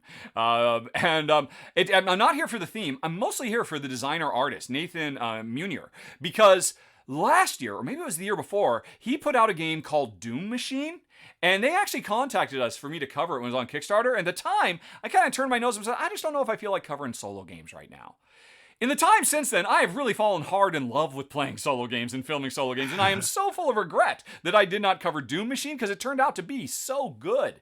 And so I am not making that mistake again. I am very much interested in Dead Machine Gods. This is a dice worker placement game. You've got dice. I think each player has 3 dice. You can play it solo or you can play 2-player, and you take turns putting your dice out on the various worker placement spots, which are a bunch of cards: the Nexus, the Heap, the Temple, what have you.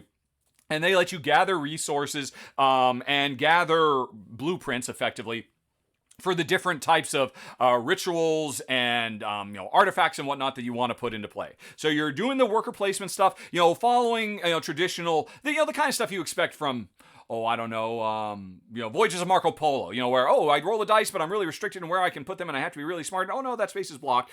That looks very, very solid. But what's more interesting is you're doing that to be able to put these cards into play. These cards have to be played in a 2x4 grid in front of you, and they are all about trying to position correctly so they are next to X, Y, or Z so they can score lots of points, or do set collection sorts of things. And I suspect, again, based on the previous game from Nathan, that this is going to be something really, really sharp. So I'm really keen on giving Dead Machine Gods a go, if for no other reason than to make up for my terrible mistake of a couple of years ago. So that comes in at number 9.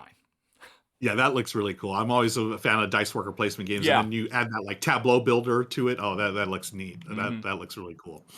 Okay, let's move on here. That was your number 8 or number 9. I'm going to do my number 8. Let me do this here. number 8. Hopefully it'll show up. Okay. Shinjuku. Ah, yes. Shinjuku. So Yes. I saw this. I'm gonna right off the bat. I saw Shinjuku. I was immediately enthralled by it just because the name itself brings back some really nice memories. Really? Shinjuku, folks. Yeah, if you don't know, Shinjuku is the busiest rail station in the world. It's in Japan, and many years ago, Michelle and I, we went to visit Lauren. Lauren was studying. Your daughter.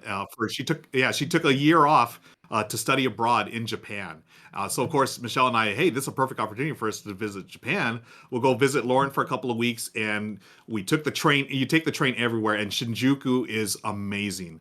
It's so different than here in the U.S. Like Shinjuku, it's like you go in a rail station, and it actually has like restaurant. It's almost like a mall, right? It's a big mall, restaurants, shops, and everything. And in the game, you're going to be building stores in Shinjuku, and that's the whole object of the game is to build stores and generate income. It's a network building and pick up and deliver game at its heart, and you're it's card driven. You're taking 2 actions. You're going to build a store, expand your rail, upgrade your stores, or draw cards for income, and then you can move along customers as well. I just I fell in love with the theme right off the bat, and again, positive memories of our trip to Japan, and now I want to play this game because I want to think of all those fun times we had in Shinjuku, going to all those great restaurants and shopping and doing all that. And here we can actually build our own Shinjuku rail station. So that's my number 8. An excellent one. And that's coming on crowdfunding, you said, right?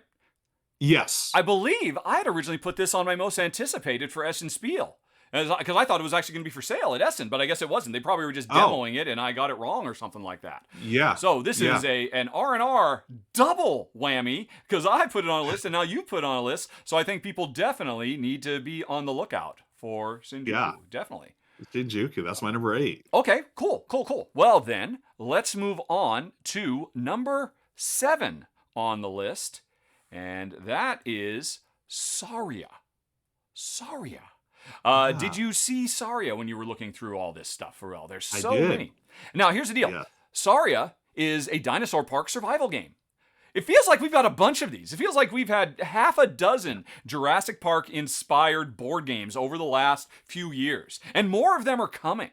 And here's the thing that really caught my eye about Sauria. Not that all the other ones aren't really cool, too. Not that I don't love Jurassic Park. Not that I don't like saying, life, finds a way, when we're in the middle of a game or what have you. But all the other games always cast you in the role of Dr. Hammond, the park administrator, and your job is to hire people and to build the pens and manage the science. And I don't think people watch Jurassic Park and say, oh yeah, that's the cool part that I really remember. People remember, Alan Grant and, Laura Dern and Jeff Goldblum running for their lives from dinosaurs that got out.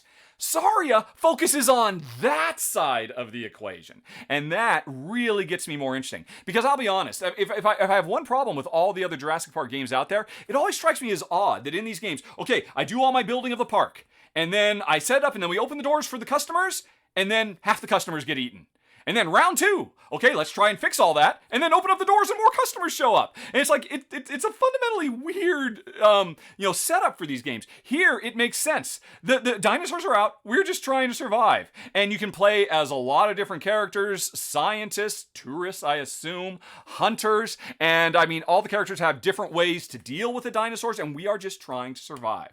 Like, Alan Grant and the rest. And I'm sure, depending on who you are, you have different ways to deal with the creatures. Maybe you can cage them, maybe you can tranquilize them, and you have to worry about getting mangled hands and broken legs. So this kind of feels like the die-hard element of a Jurassic Park inspired game, and that gets me interested, quite frankly. That projects me into the world rather than being a manager managing the world that is, in such a weird state where it constantly resets. So that is why I am very excited about number 7, Sauria.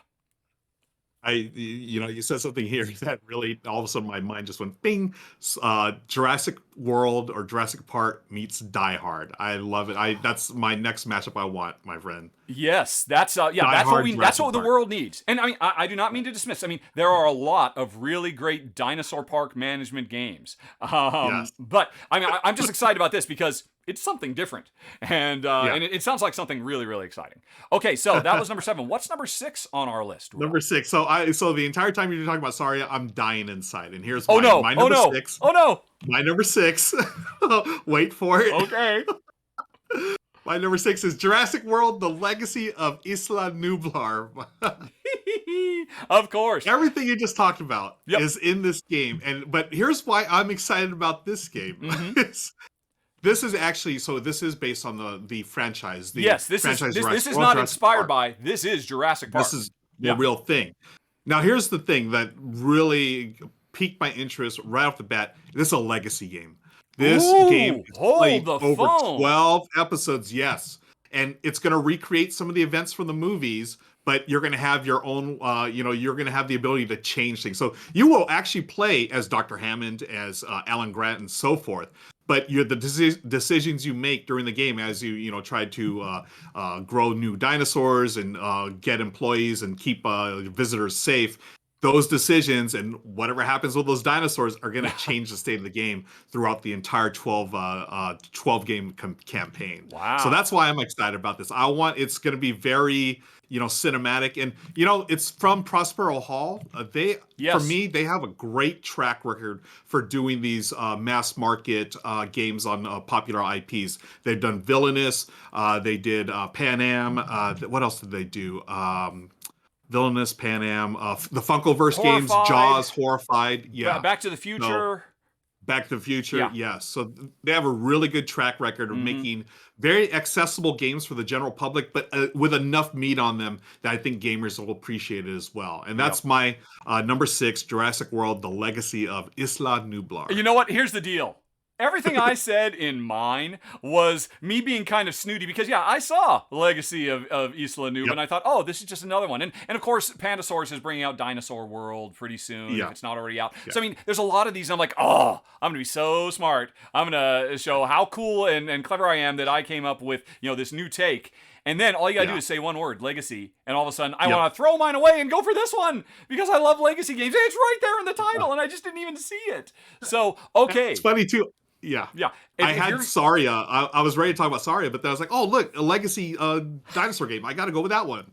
That is hilarious. Folks, by the way, we have no idea what the other is going to choose. We both come up with our own independent top 10. We send it to a friend, a third party, and that person weeds out any duplicates and sends them back to us. And so I was genuinely surprised. I guarantee you, my friend is like laughing to himself because he's like, they're going to trip all over each other. Because he's that kind of guy. No, that is very, very cool.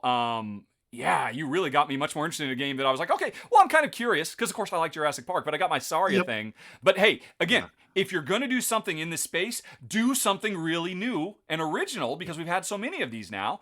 Legacy, that's fresh. That is something that gets me excited too. So I still think that is an excellent call, and I don't even mind that it comes in even higher at number 6 over number 7, Sauria. Okay, well then let's move on to number 5 on the list, Viscounts of the West Kingdom. And this is an expansion content. It is, what is it? I have written down here, Gates of Gold and Keepers of the Key. Is that right? Let's see here. Yes, there we are. Keeper of the Key and Gates of Gold. Now, here's the deal, folks. The Of the West Kingdom series from designers Shem Phillips and S.J. McDonald and publisher Garphill Games. These have all 3 of the games, Viscounts and Architects and Paladins, were huge. Super successful games, wildly popular, won tons of awards, have fantastic art from the Miko.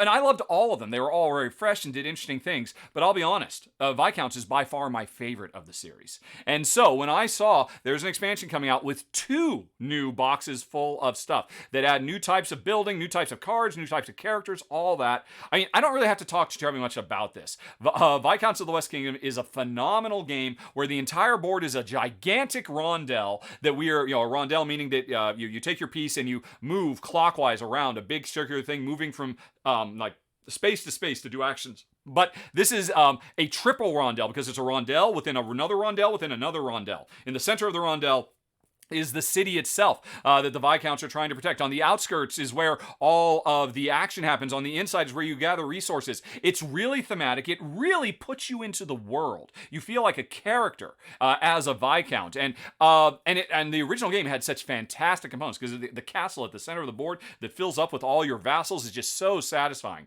So more Viscounts? Yes, please. I could not put Viscounts, Gates of Gold, and Keeper of the Keys as number 5 on the list. Yeah, the whole series, the West Kingdom series. I mean, Shem Phillips, anytime he puts out a game, I'm immediately interested. Yeah. I've loved the North Sea series. I've loved the West Kingdom series. Now, it's funny because the Viscounts is probably my least favorite of the West Kingdom series. Yeah, I like Paladins, Architects, and Viscounts, but I'm always willing to play any of his games, and I want to see. I'm curious to see how what these expansions bring to the base game. Yeah. I can't wait. I'm very excited. Yeah. But that was number 5. What's number 4 on the list, Ralph? Number 4 on the list. Let me get ready here. So this one is number 4 is Illiterati. Excellent. I was really afraid to say that name. I'm not going to lie. Illiterati. You wouldn't want to look illiterate when you talked about Illiterati. Yeah, exactly. This is from Gap, the team from Gap Closer Games. Who is that? They previously released a game called Rival Restaurants, which is a real-time cooking game. Okay. Yeah. They've taken they're doing another real-time game here with Illiterati, but it's a real-time cooperative word game. And right there, I am all in, folks. Word game, cooperative game, a real time. You got like 3 minutes to spell words using cards, letters, and words. And the thing is here, you're actually battling as a team against, villains. And as you play words, you're going to knock them out. But the letters that you do not use in a round go against you, and that's going to help the villains get stronger. And there's going to trigger some events as well that are gonna harm you. So you need to get through all the rounds, and then you're going to fight like the boss monster. I think it's called like the final chapter or whatever. And that's where all the players work together again to defeat the villain. But in the final chapter, everyone has to defeat them in one time. So I think it's sort of like, from what I understand, it's cooperative until that very last round, and then everyone really has to focus on themselves. Yeah. Wow. So that's Illiterati. I'm a huge fan of word games, paperback, and then like the paperback adventures that's supposed to be coming out. That's an awesome game. Oh, it is. It's fantastic. Yeah. That's fantastic. And this sort of reminded me of that, but with a real-time twist to it. So that's Illiterati from Gap Closer Games. Yeah, that is an interesting one. Of course, now, real-time gaming is not for everybody, obviously. Correct. But you think it's going to work out pretty well. I mean, I guess it helps that for the majority of the game, it's a cooperative game. So, we're working together. So that tension can be spread around amongst everybody and get you warmed up for that last round.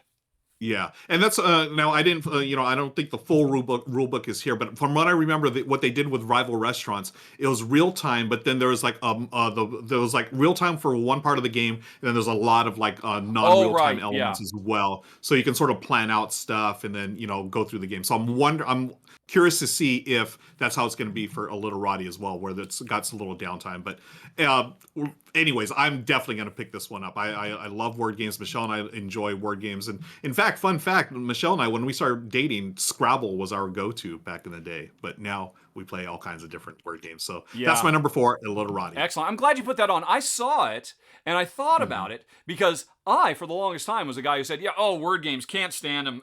Scrabble brings me back, gives me, hives and stress from when I was a kid trying to play with grown-ups and just feeling like an idiot and stuff like that. But then paperback really turned me around on that. Nice. It was such a breath of fresh air, and now I love the idea of merging really cool Euro mechanisms with word games. And this looks fantastic. I didn't know the pedigree that they've already done this and done it well, so they're building on strengths. So that all sounds fantastic. I'm glad it's on the list. Yeah. Okay. Well, cool. Then let's continue on to number 3 on our list, folks. We're getting close to the end. So let's talk about Solar 175. Shall we? Okay. Yes. Here's the deal, folks. This is our second legacy game for the day. Apparently, Ruel and I are cuckoo for legacy, and I'm very, very excited about this. It is corporations compete in a dark dystopia. What are you willing to do to win? Okay, I admit I'm not crazy about the dystopia thing after I talked so rhapsodically about the utopia that's on my board, but I'll accept a dystopia. It's fine. It's fine. We can be a little bitter about the future instead of excited about the future. But what I am excited about this game is the fact that it is a legacy game. Oh, and apparently there are no pictures. All right, then we will just stick with the box art, which is very nice looking. No pictures on Board Game Geek. That's a shame. But this is a legacy game. This is, well, imagine Orleans as a legacy game. Yeah, that's what we've got here. This game definitely takes inspiration from the one of the biggest modern Euro classics of the last decade. Orleans was such a huge hit for DLP. Orleans, I think, is going to be getting a new super deluxe version coming out this year, later on in the year. People still love Orleans. People, are playing it, talking about it. It's expanding all the time because its core gameplay was so fantastic. Really popularized the idea of bag building worker placement. Solar 175 is a bag building worker placement competitive game as well, set in a future Blade Runner style world where game after game after game, more stuff is unlocked. The world changes. It evolves in permanent ways. And for folks who are worried about it, this is not one of those legacy games where after it's done, you throw it in the trash. After it's done, you have made a finalized, unique version of the world that you will be able to continue to play, like you can continue to play Orleans. So I love Orleans to death. I haven't seen any new Orleans stuff for a while. And honestly, I did have some problems with some of the design elements of Orleans that were never really cleaned up. So I'm really excited about Solar 175 for a new group of designers to take a stab at that core idea and do new, interesting things. Like one thing I do know that is very different is it includes an area control game as well. That's a sizable portion of the game, which of course was not part of the original Orleans. So I look forward to seeing what else is going to be available in number 3, Solar 175. Yeah, this one was actually on my list as well. Oh, was it? And okay.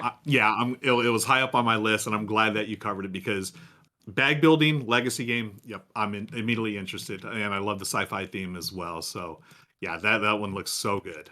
Cool. Okay. All right, well, let's number move 2. on to my number 2. Let me update this here. Okay. All right, my number 2 coming up is Last Light. Okay. I am fired up about this game, friends. So this is actually from Roy Kennedy of the Dice Tower. Oh, is this Roy's game? This is Roy's game. Oh my gosh. It's a 4X game. Now, here's the thing with 4X games. When I think 4X games, of course, I think about my favorite game of all time, Twilight Imperium, and An All-Day Affair. What Roy has done here has taken the 4X experience and streamlined it down to a 60 to 90 minute game, and I am so fired up about this. It's got 3D planets, a rotating board. You've got simultaneous action play. I know you like that simultaneous actions, Rahdo. So you're going to mine for resources, explore planets, gain tech, and then command your fleets to go around and take over the galaxy.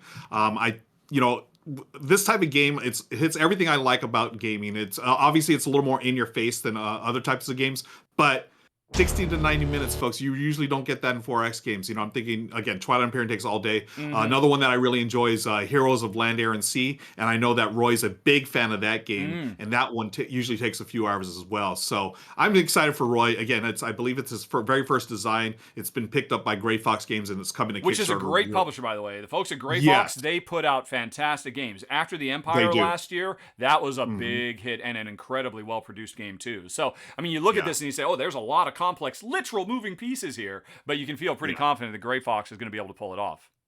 Yeah.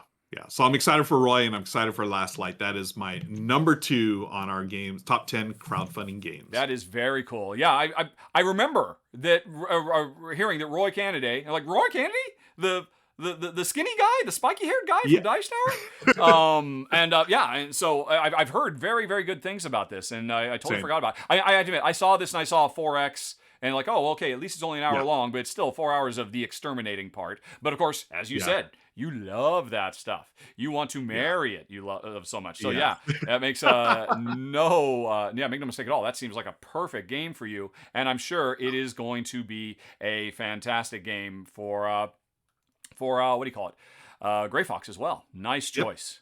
Yep. Okay. Thank you. Well, folks, if you've made it this far, you're probably curious. What's number one? I'm not going to belabor it. I'm not going to beat around the bush. I'm talking about number one of the list today is Outsiders. And that, I think, is going to surprise people because, what? I follow games. I know what's coming up. I don't know of a game called Outsiders.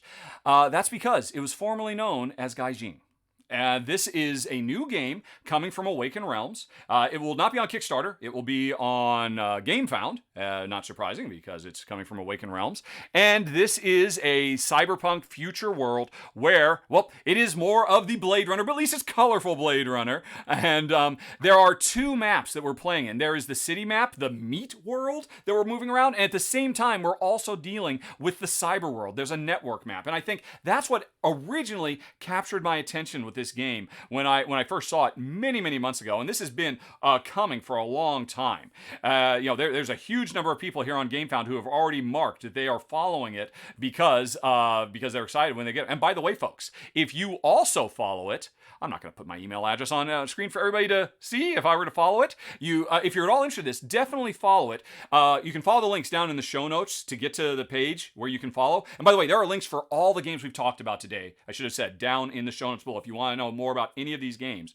Anybody who follows is going to get, where is it? It's somewhere on here, a free bonus add-on. Okay, it's not on here. It's on a different page. But there is a free bonus add-on that you can get that otherwise, if you try to back during the show, it'll be, you'll have to pay a little bit extra. It's like an extra board that keeps track of stuff for you and whatnot. So that's very, very exciting. What I'm really more excited about than anything else in this game, well, I do love, the huge splashes of color and all of that, is these two boards. Because I'm a big Stefan Feld fan, and not a lot of people remember Aquasphere. I think it's a fantastic design, but one of his lesser knowns. Have you ever played Aquasphere? I love Aquasphere. Yeah, I love Aquasphere. I remember that game, and they also did a roll and write version of it. Yes, they did. Remember, yes, that's true. Yeah. And both of those games, the central conceit of them was that there were literally two different games going on simultaneously, because you had the programmer who was, programming the AI for your underwater base, and then you had the scientist who was actually in the underwater base. And these were like two different games that you had to deal with simultaneously. You had to make sure your program was setting stuff up for your scientist. You had to make sure your scientist was doing all the stuff that the programmer set him up for. And that synchronicity between both sides of your brain almost just tickled my fancy. And I've seen very, very few games that do it. So when I saw that Outsiders was doing it, I was very, very excited indeed. I have not put this on. I've seen this months ago. I could have put this on previous episodes of the R&R. We're excited about upcoming Kickstarters. But there's two things. One, I think it's actually coming now. I think they're going to be launching in February. So 6 months ago it was a long ways off. So it was too early to talk about it. But two, totally as an aside, I am very excited about the fact that Awakened Realms took feedback from the audience who, there were a lot of folks who were very concerned about the term gaijin, which in Japanese language is it's a controversial term, let's say. Strictly speaking, it just means outsiders. That's what it translates to. But in common usage, it is a very othering word that is used to divide and separate people. It is actually a very charged word in regular Japanese language, so much so that they don't say it on the evening news. It's kind of banned from network television because that's just not a thing you say in polite company. And when Awakened Realms, they actually went out and they consulted with Japanese language experts in their own country, and they said, well, you know what? Yes, even though we've already pumped money into the marketing for this game, and we've done, mock-ups for everything, we put a lot of money here, we think it's the right thing to do. So officially, they just announced this morning that they are changing the name to Outsiders, and I was like, bravo, well done. I was already excited about the gameplay. Now I'm excited about the steps that the publisher has taken to make sure it's as opening and inviting a game for everybody as possible. So, that is a great way to ring in the new year as far as I'm concerned. I agree 100%. Yeah, that's, again, I'm loving the fact that publishers are listening yes. and, doing the right thing. I love that. And yeah, I'm excited about this game too, especially with the new title and everything. But the game just looks cool and I can't wait to play it. Yeah, awesome. Well, that's it, folks. 10 very, very cool games. Publishers, call us. We are obviously interested in these games. Plus a whole bunch more that are going to be covered by me and Ruel and Shay on the channel over the next few weeks. So 2022 is starting out with a bang. And you know what? It can start out for a bang with you too if you caught one of us saying the secret word, cage. Did you hear it, folks? If so, send that what game was it? Send the name of that game as a subject to contest@rahdo.com, and you can win a copy of really one of my most, of everything we just talked about. I'm so over the moon excited about Origins New World because of that new co-op mode. While it still holds on to all its teeth, if that's what you want. So that's it, folks. Ruel, you got any closing words before we say goodbye to the folks? No, just I'm just, as we did this episode, talking about the games, I'm really excited. I think again, it's just coming off the holiday, we're refreshed, and now we've got all these great new games to look forward to. I'm pumped. It's going to be a great 2022, my friend. Okay, yeah, I think so too. And that's it, folks. Thanks for watching. We'll see you again in another month with another list of very, very cool upcoming crowdfunding games. And I want to say thanks everybody for watching. Have a nice day. Talk to you later. So long. Bye-bye. 3, 2, 1. Hello. Show's over. Hooray. Good show. Okay. Yeah, that went well. I was laughing so hard inside when you're talking about the I bet dinosaur game. The friend who compiles our list, his name is Andy. Andy was cackling evilly. Yeah. When he said, I'm sure he was hoping, please let them put them right next to each other on the list. Yeah. Because that's totally random. That they came in the same spot. That was so cool. So funny. Yeah. Good show. So, friends, we've got about 20 minutes. We're going to hang out here. Yes. If you have some Q&A, start busting out those Qs, and we'll come out with some As. Yeah, okay. You want to hit Q&A? Yeah, I mean, we can do the other stuff unless we have some channel point stuff we have to take care of. Well, let's see. Let me look again. What do we got for the channel points? First of all, let me update the banner to say we are in the post-show. All right, so what have I got? Where's that list go? Okay, so we could do another top 3. We could do a Ruel Wanks. Let's do this because this is so easy. There can be only one. Nazgoth asks, Ruel, TV series or board games? Right. So, and I want to kind of make it hard for us too. I would say, we've lived our lives as we have up until now. And starting tomorrow, for the rest of your natural life, you can only play board games or you can only watch TV shows. Or you one of those two have to be cut out of your life forever.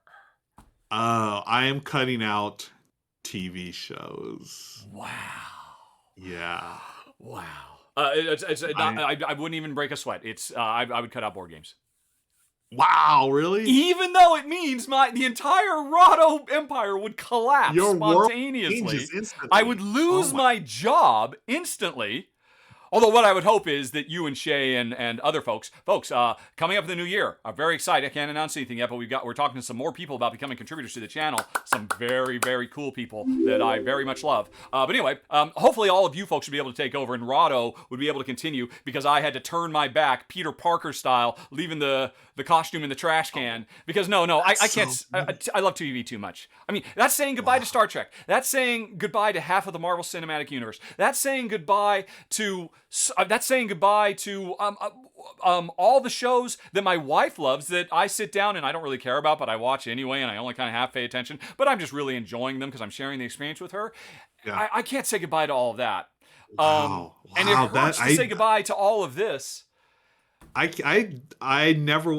would have pegged you as a keep the board games type of guy. Really? Yeah, for me. Okay, so explain yourself. Board games. Yeah, because I want that interactivity of, of course. Engaging with something rather than sitting on the couch watching TV. No denying it. Okay. I would say it is a superior way to pass the time. I agree. Yes. But you still have movies. You can watch movies. Yeah. He was very clear. It's not the same. He said TV series. It's not the same. Yeah. Said TV. So do you want to revise your answer? No, I'm not going to do it. I think I would probably start a new YouTube channel where I basically, Rahdo runs through TV. Rahdo runs through pop culture or something like that. Yes. So top 10 Christian Slater movies. Exactly. Every week. It's another top 10 Christian Slater, things. I love it. Yeah, I know. No, you're right. Here's the deal. If you had asked me this question 10 years ago, it would have been a no-brainer because I would have said, yeah, movies. Here's the deal. At this point, modern prestige television destroys modern movies as far as I'm concerned. The best of what I can experience on TV is so much better than movies. And I that's a bold statement, I know, but oh man, I agree. Yeah, too much.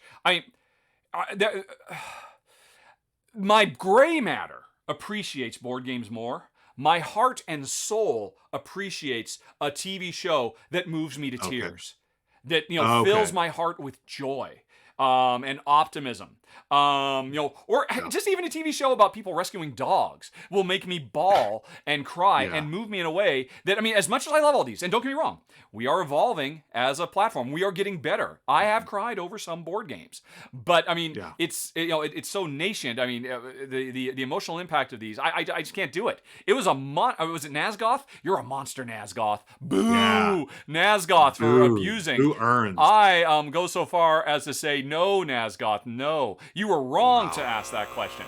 I just put a wrong sticker on the screen. But it was a good one. It was a good one, and it split I'm sure it splits the audience. No, I'm sure most of the audience agrees with you.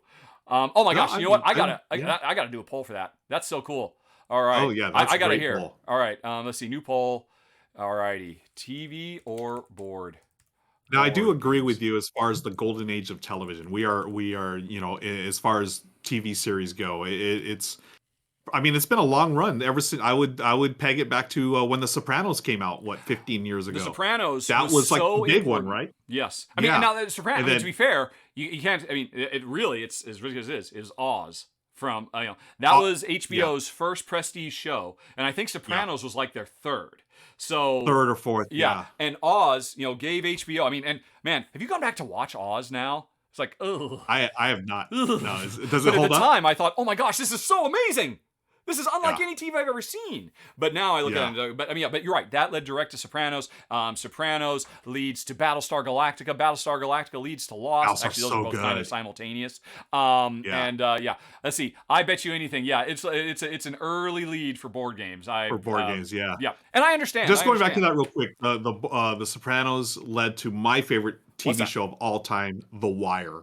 I think The Wire is a masterpiece. Mm-hmm. Yep. Absolute masterpiece. Yes, exactly. And then that leads to Breaking Bad. And, leads to B, definitely. And you would play Settlers of Catan. You would want to keep Settlers of Catan in your life and give up The Wire. That's what you're saying, man. No. If you're going to put it that way, then I will give up board games. I would give up a board game, but not board games in general. Yep.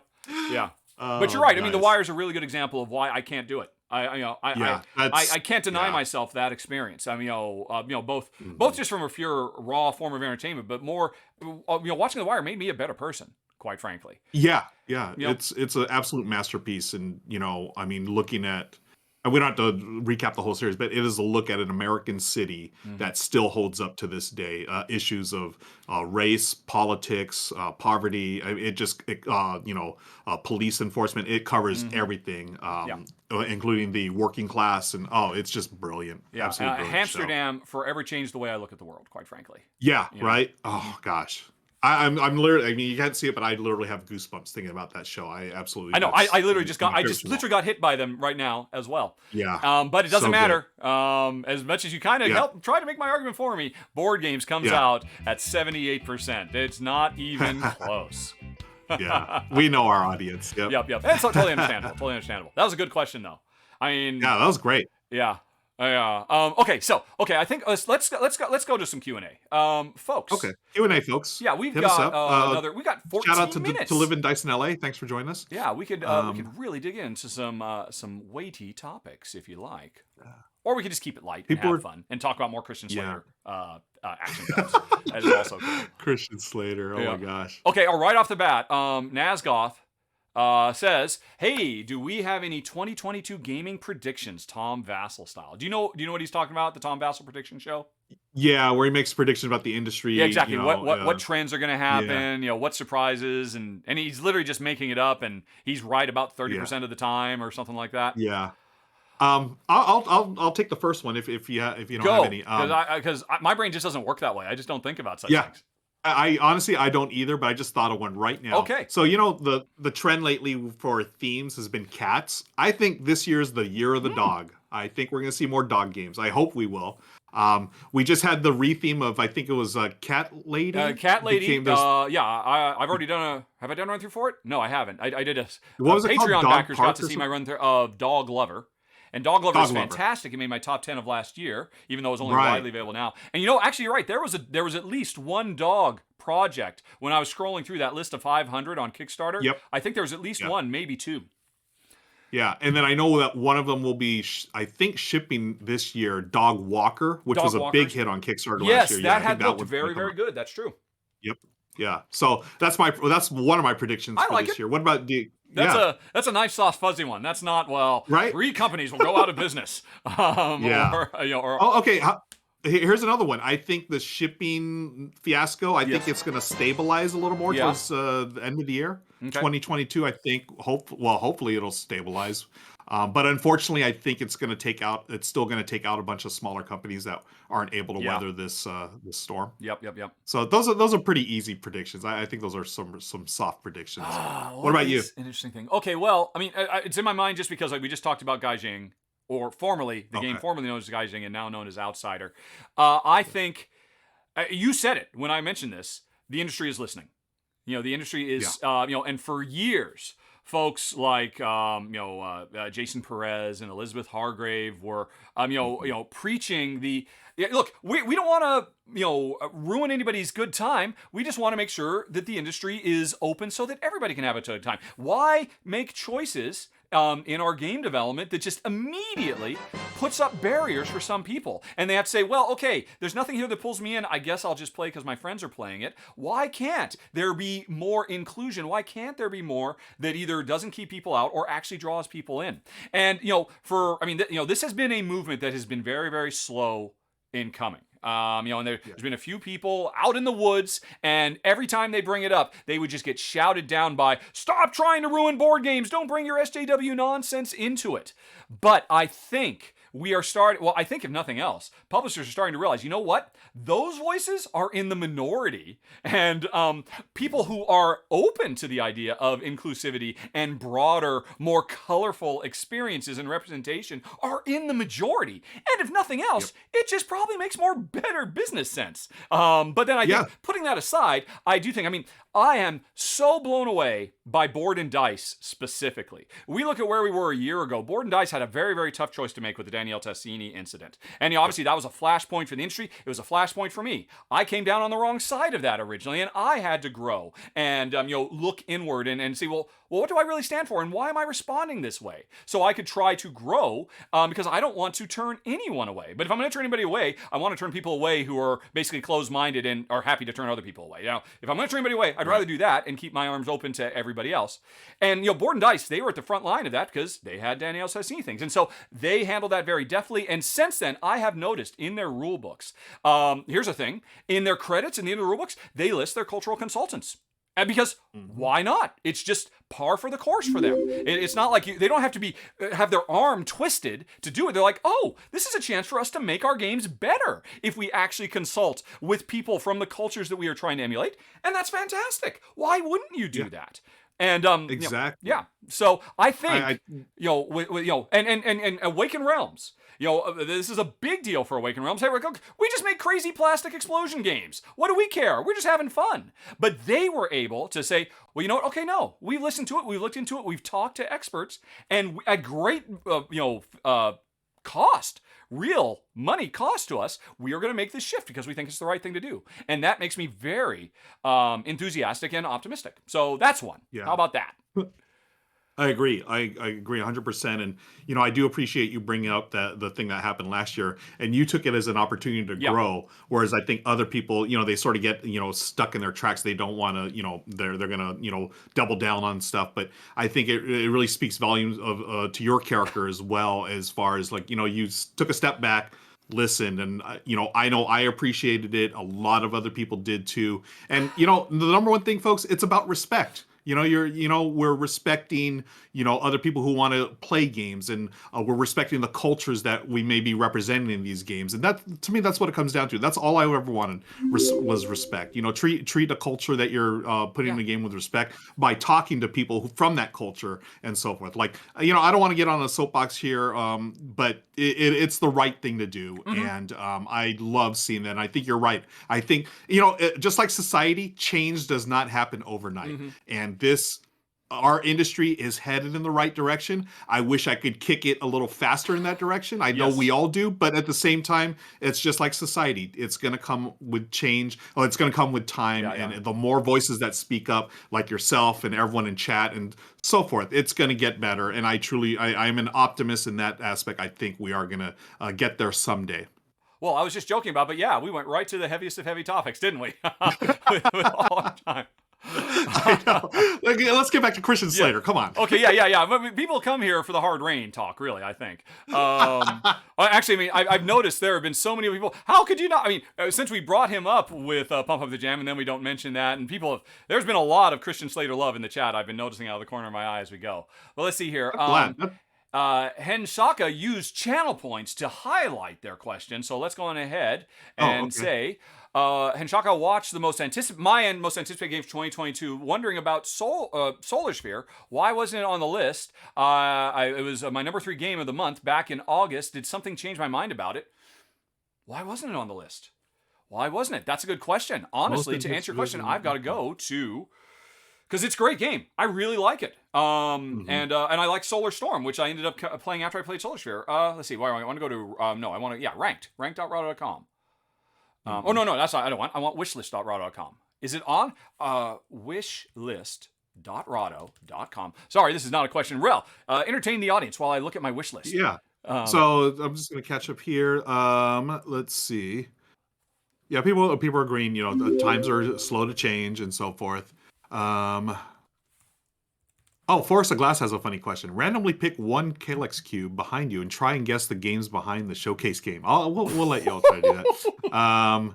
Let's see. Tilvin Dysonelli says, my niece, who's starting to get into modern gaming, tweeted that board games is going to be the hottest trend. Should I tell her it's a lifestyle? It is a lifestyle to live in Dysonelli. Yeah. Wish your niece good luck and welcome to the hobby. Question for Ruel. Did you play Reckoners? I did not. James asks, any 2022 hobby/gaming goals? I always have a gaming goal, James. I never complete it, but I try to play 365 games. That's one game per day. The closest I've come is like 340, I think. And these are different games, not gameplays. So I try to play 365 different games every year. I never do it, but I think it's a fun little goal to have. I do have a 10 by 10 that I do every year. I take 10 games, try to play them 10 times each. This year and last year, I did not come close, unfortunately, because of the pandemic. But in previous years, I'm usually good about that. Did you find what you're looking for? I found, and I'm sorry, whoever asked, I'm sorry, I forgot. But to err is human, is all I can say. Because, I looked, and it was not on my wish list at all. It was not, I don't know what happened there. I can confirm now that, let's see, that it is. I have put it on my wish list now, and I have resubscribed to it. It was just totally blank. And I guarantee you, here's the deal. That was a long list of games that I put together for that. It was so much, and I am certain that was not the only game that just somehow slipped between the cracks. And as it was, I think I talked about 80, 90 games in that video. It should have been 81 or 91 because Solar Sphere definitely deserved to be on it. And my apologies to Dranda Game because I didn't want to imply that, now that it's out of the way. No, it was a sharp game. Very, very cool worker placement. Did a lot of really nice dice worker placement stuff. Yeah, very, very cool game. And so definitely, my apologies. That's all I can say. You got me. Okay. You got me good. All right. Daryl with 1R says, oh no, now you have to refilm the entire thing. There you go. Yep, time to start over. Let's see. Right, okay, so just kind of scrolling down to the bottom, since I'm sure we missed, what historical theme do you feel hasn't yet been put into board games that we'd like to see? Crazy Joey would love to see Three Musketeers. Well, you're in luck. Three Musketeers has been done a few times. I'm pretty sure. Although one of them is called the French word for Three Musketeers. I'm sure there are folks Wow. who mention in the chat. I mean, there's Three Musketeers, The Queen something, Three Musketeers. I mean, several of these are really old games, but I know there are some newer ones that have come out in the last few years. Although I have to admit, I guess they weren't really big games because I don't think I played any of them. So, but anyway, what about you, Ruel? Pick history. What is missing? Um, What? I actually have one that I'm really excited about. So the historical theme I'm thinking about is the period in the 1980s, and this is a very personal thing for me. Yeah. When the Philippines was Ooh. ruled by Ferdinand Marcos, Okay. and that transition between Marcos and Corazon Aquino, she became the first female president of that country, of the Philippines. Again, that's my cultural heritage. Yeah. Mm-hmm. But that is going to become a game. I've been waiting for it for like 4 years. Yeah, it's called People Power. It's going to be a coin series game. Of course. Yeah. Yes. So you're going to have 3 factions. You have the Marcos faction. You're going to have the People, and then I think there's an insurrectionist faction or whatever. So it's asymmetrical. I've been fired about this game for 4 years, but it's taken a lot longer to develop because the designer. I've talked to him a few times. I was trying to do an article on him years ago on Geek and Sundry, but he's had some personal things going on and stuff, so I haven't been able to complete the article. But that game is slowly but surely being developed at GMT. I think it's at the point now, they do the P500 system where it goes through different stages of iteration, and right now I think they're looking to get the art ready. It's been playtested and everything, and hopefully production by the end of this year or start of next year. So that's what I'm looking forward to, People Power. That's a good one. I was listening, and I was also trying to think of one. Yeah, my brain just doesn't work like that. I just don't think of things. I just anything new or different. It already exists. I've wanted to play it for a long time. It's a game that starts with the letter X. Let me see if I can find it because I've still got Board Game Geek open over here. Like Zing something or other. Oh, what are you doing, Board Game Geek? What? Oh, yeah, I can't think of. Let me get back to this. All right. ZI. There can't be many games that start with ZI. ZIN? Oh, yeah, Zingu. ZINGU came out in 2018. And it was developed by South American developers, Marcos Macri. And it was a game about the indigenous people of South America living their lives before the conquistadors came. And it's really, it's focusing on their lives and their culture and all that. And I've wanted to play that forever. And I want to see more stuff like that. Because, I've had, a turn of the century Russia, and I've had every flavor of every country in Europe. And I feel like I've had actually a lot of, Asia as well. A lot of fantastical Asia and a lot of area of industrialization for Japan and for China. Mm-hmm. I mean, that's very well worn. I feel like I've seen a lot of stuff, but I haven't really seen hardly anything from South America. I haven't seen anything for the vast majority, other than like really early, prehistory man stuff for Africa. And, and I would certainly like to see some more, in the same way we dig deep into the political and economic machinations of aristocrats in Renaissance era France and Italy. I mean, I've done that a million times. Why haven't I done that in these other cultures? I mean, why haven't we had more games that celebrate the zenith of these other cultures? So, I mean, something like that would be very, very cool. But that's just like a very broad, general observation. Great answer. Yeah. I agree. Cool. Okay. Alrighty. And now Scott pointed out there is a Musketeer game out. Yep. Yeah. Oh, I'm sorry, what? We're getting close to the 2-hour mark. Maybe another question or two. Yeah, okay, let's see here. Scrolling. Oh, yeah, Musketeer Droid. That's actually the one I was thinking of. And I feel like I have played it. Which one? All right. Kabuki wonders, have we ever looked at the Zenobia Award winners? I don't know what that is. Do you? Zenobia Awards. I'm familiar with them. I know the Zenobia Awards. I am not familiar with the winners, unfortunately. Okay. Right. It's a design award. Well, then that was not a good question to ask, because our answer is no. But that means we can get to another question. All righty. Let's see. What is the oldest board game in each of our collections? Ooh. I used to know, but it's not here anymore. And I was putting aside your copy of Scrabble and your copy of, a bingo or, whatever, like modern games. Technically, the oldest, if you're talking like when the game was invented, I have a backgammon set. I was just saying, putting aside backgammon and chess. Of course, it's going to be chess or checkers or backgammon or something like that. What we would consider to be modern designer games. Modern design. I mean, for the longest time, mine, it got reprinted by Stronghold. It was Confusion. which is a very old Stratego style game where I've got all of my pieces. I can see one side, you can see the other. Very Stratego like. But the problem is, what I can see is I've got all my pieces. I don't know what any of them can do. When you sit down, you can see what all my pieces are. I have no idea. I'm in a total state of confusion. And so what I have to do is I have to say, okay, I'm going to take this piece and I'm going to move it diagonally forward one space to the right. And then you have to tell me, oh, that's illegal. That piece can't do that. And then I have to note that down.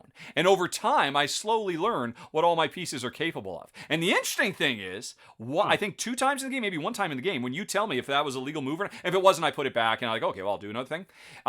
You can lie. And you can tell me, oh yeah, you can totally do that. It's like, and so, I mean, there's a lot going on in that game. It's brilliant. Jen loved it to pieces. And then it's doing Stratego-y type stuff, moving around, capturing pieces, trying to, I think, get like a thing to a certain spot. Very, very clever game.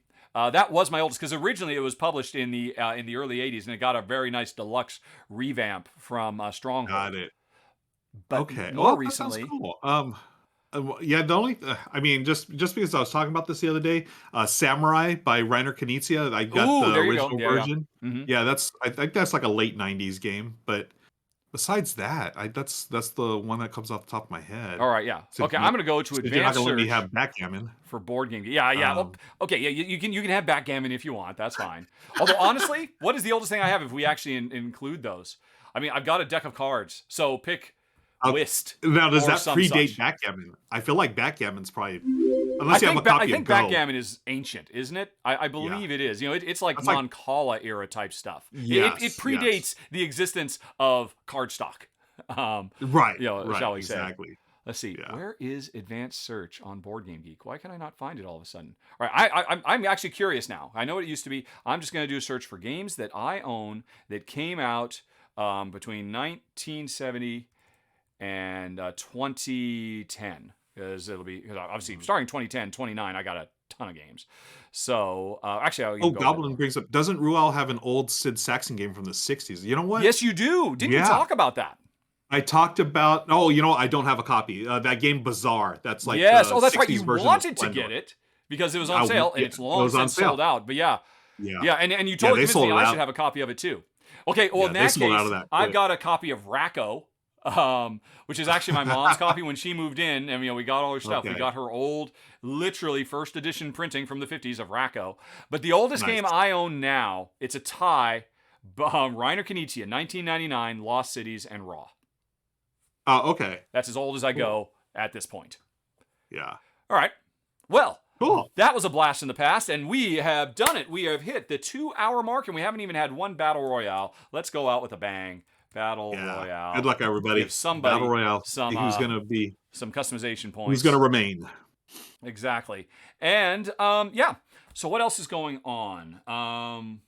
Like I said, I think we already mentioned we're going to do in the RVR for Savannah Park. Yep. And is that next week or the week after? The week after. That's January 19th. So that week 19th. You'll have 2 days of us. On Tuesday you'll have us getting along, talking about things, and on Wednesday you'll have us trying to destroy each other. Yeah, and then Thursday, right after that, I'll be playing the skate park game, Skate Summer from Panasaurus. Oh, right. So that's 3 days in a row of live streaming action. That's very, very cool. Yeah. Okay. Let's see. Oh, I love the giant-sized people are walking around. I imagine they don't have any extra bonuses that they don't have. I was gonna say they should win, but like that. Yeah. Well, if they do, we'll know the game is rigged. But I mean, on the other hand, they're gigantic targets. You see. Yep. They were the first out. Cool. I'll never forget the first time you did this when you won. It was like, what? Oh, I know. And I think the crown holder is still Kabuki Kid has won twice. Kabuki Kid. But it hasn't happened since, so that's very good. There who's left? Yeah, there were accusations of there being a fix, but okay. We're down. It's coming down. Little Busters, Corathene, and hashtag rigged. Everyone's hashtag rigged. Right. Little Buster, and Little Buster's going for the health pack. I think Little Buster. Oh, there you go. Got it. Oh, but no, that just barely healed Little Buster back up. It's equal now. Little Buster was on the outs, grabbed the health pack, coming in with the Zelda key. Key versus turkey leg. What's it going to be? And yep, always The choose Legend of Zelda key key. over a turkey leg in a fight. Congratulations, Little Buster. And Little Buster was the Little next to last, so she had something to prove. Very well done. Key. Oh yeah. Oh, it's not Legend of Zelda. It's the Keyblade from Kingdom Hearts, right? Yes, that's what it was. Yeah. And yes, good point, Blue Sapphire. Keyblade, total overpowered. Somebody should have brought a purple lightsaber, I think, and that probably would have evened the odds a little bit.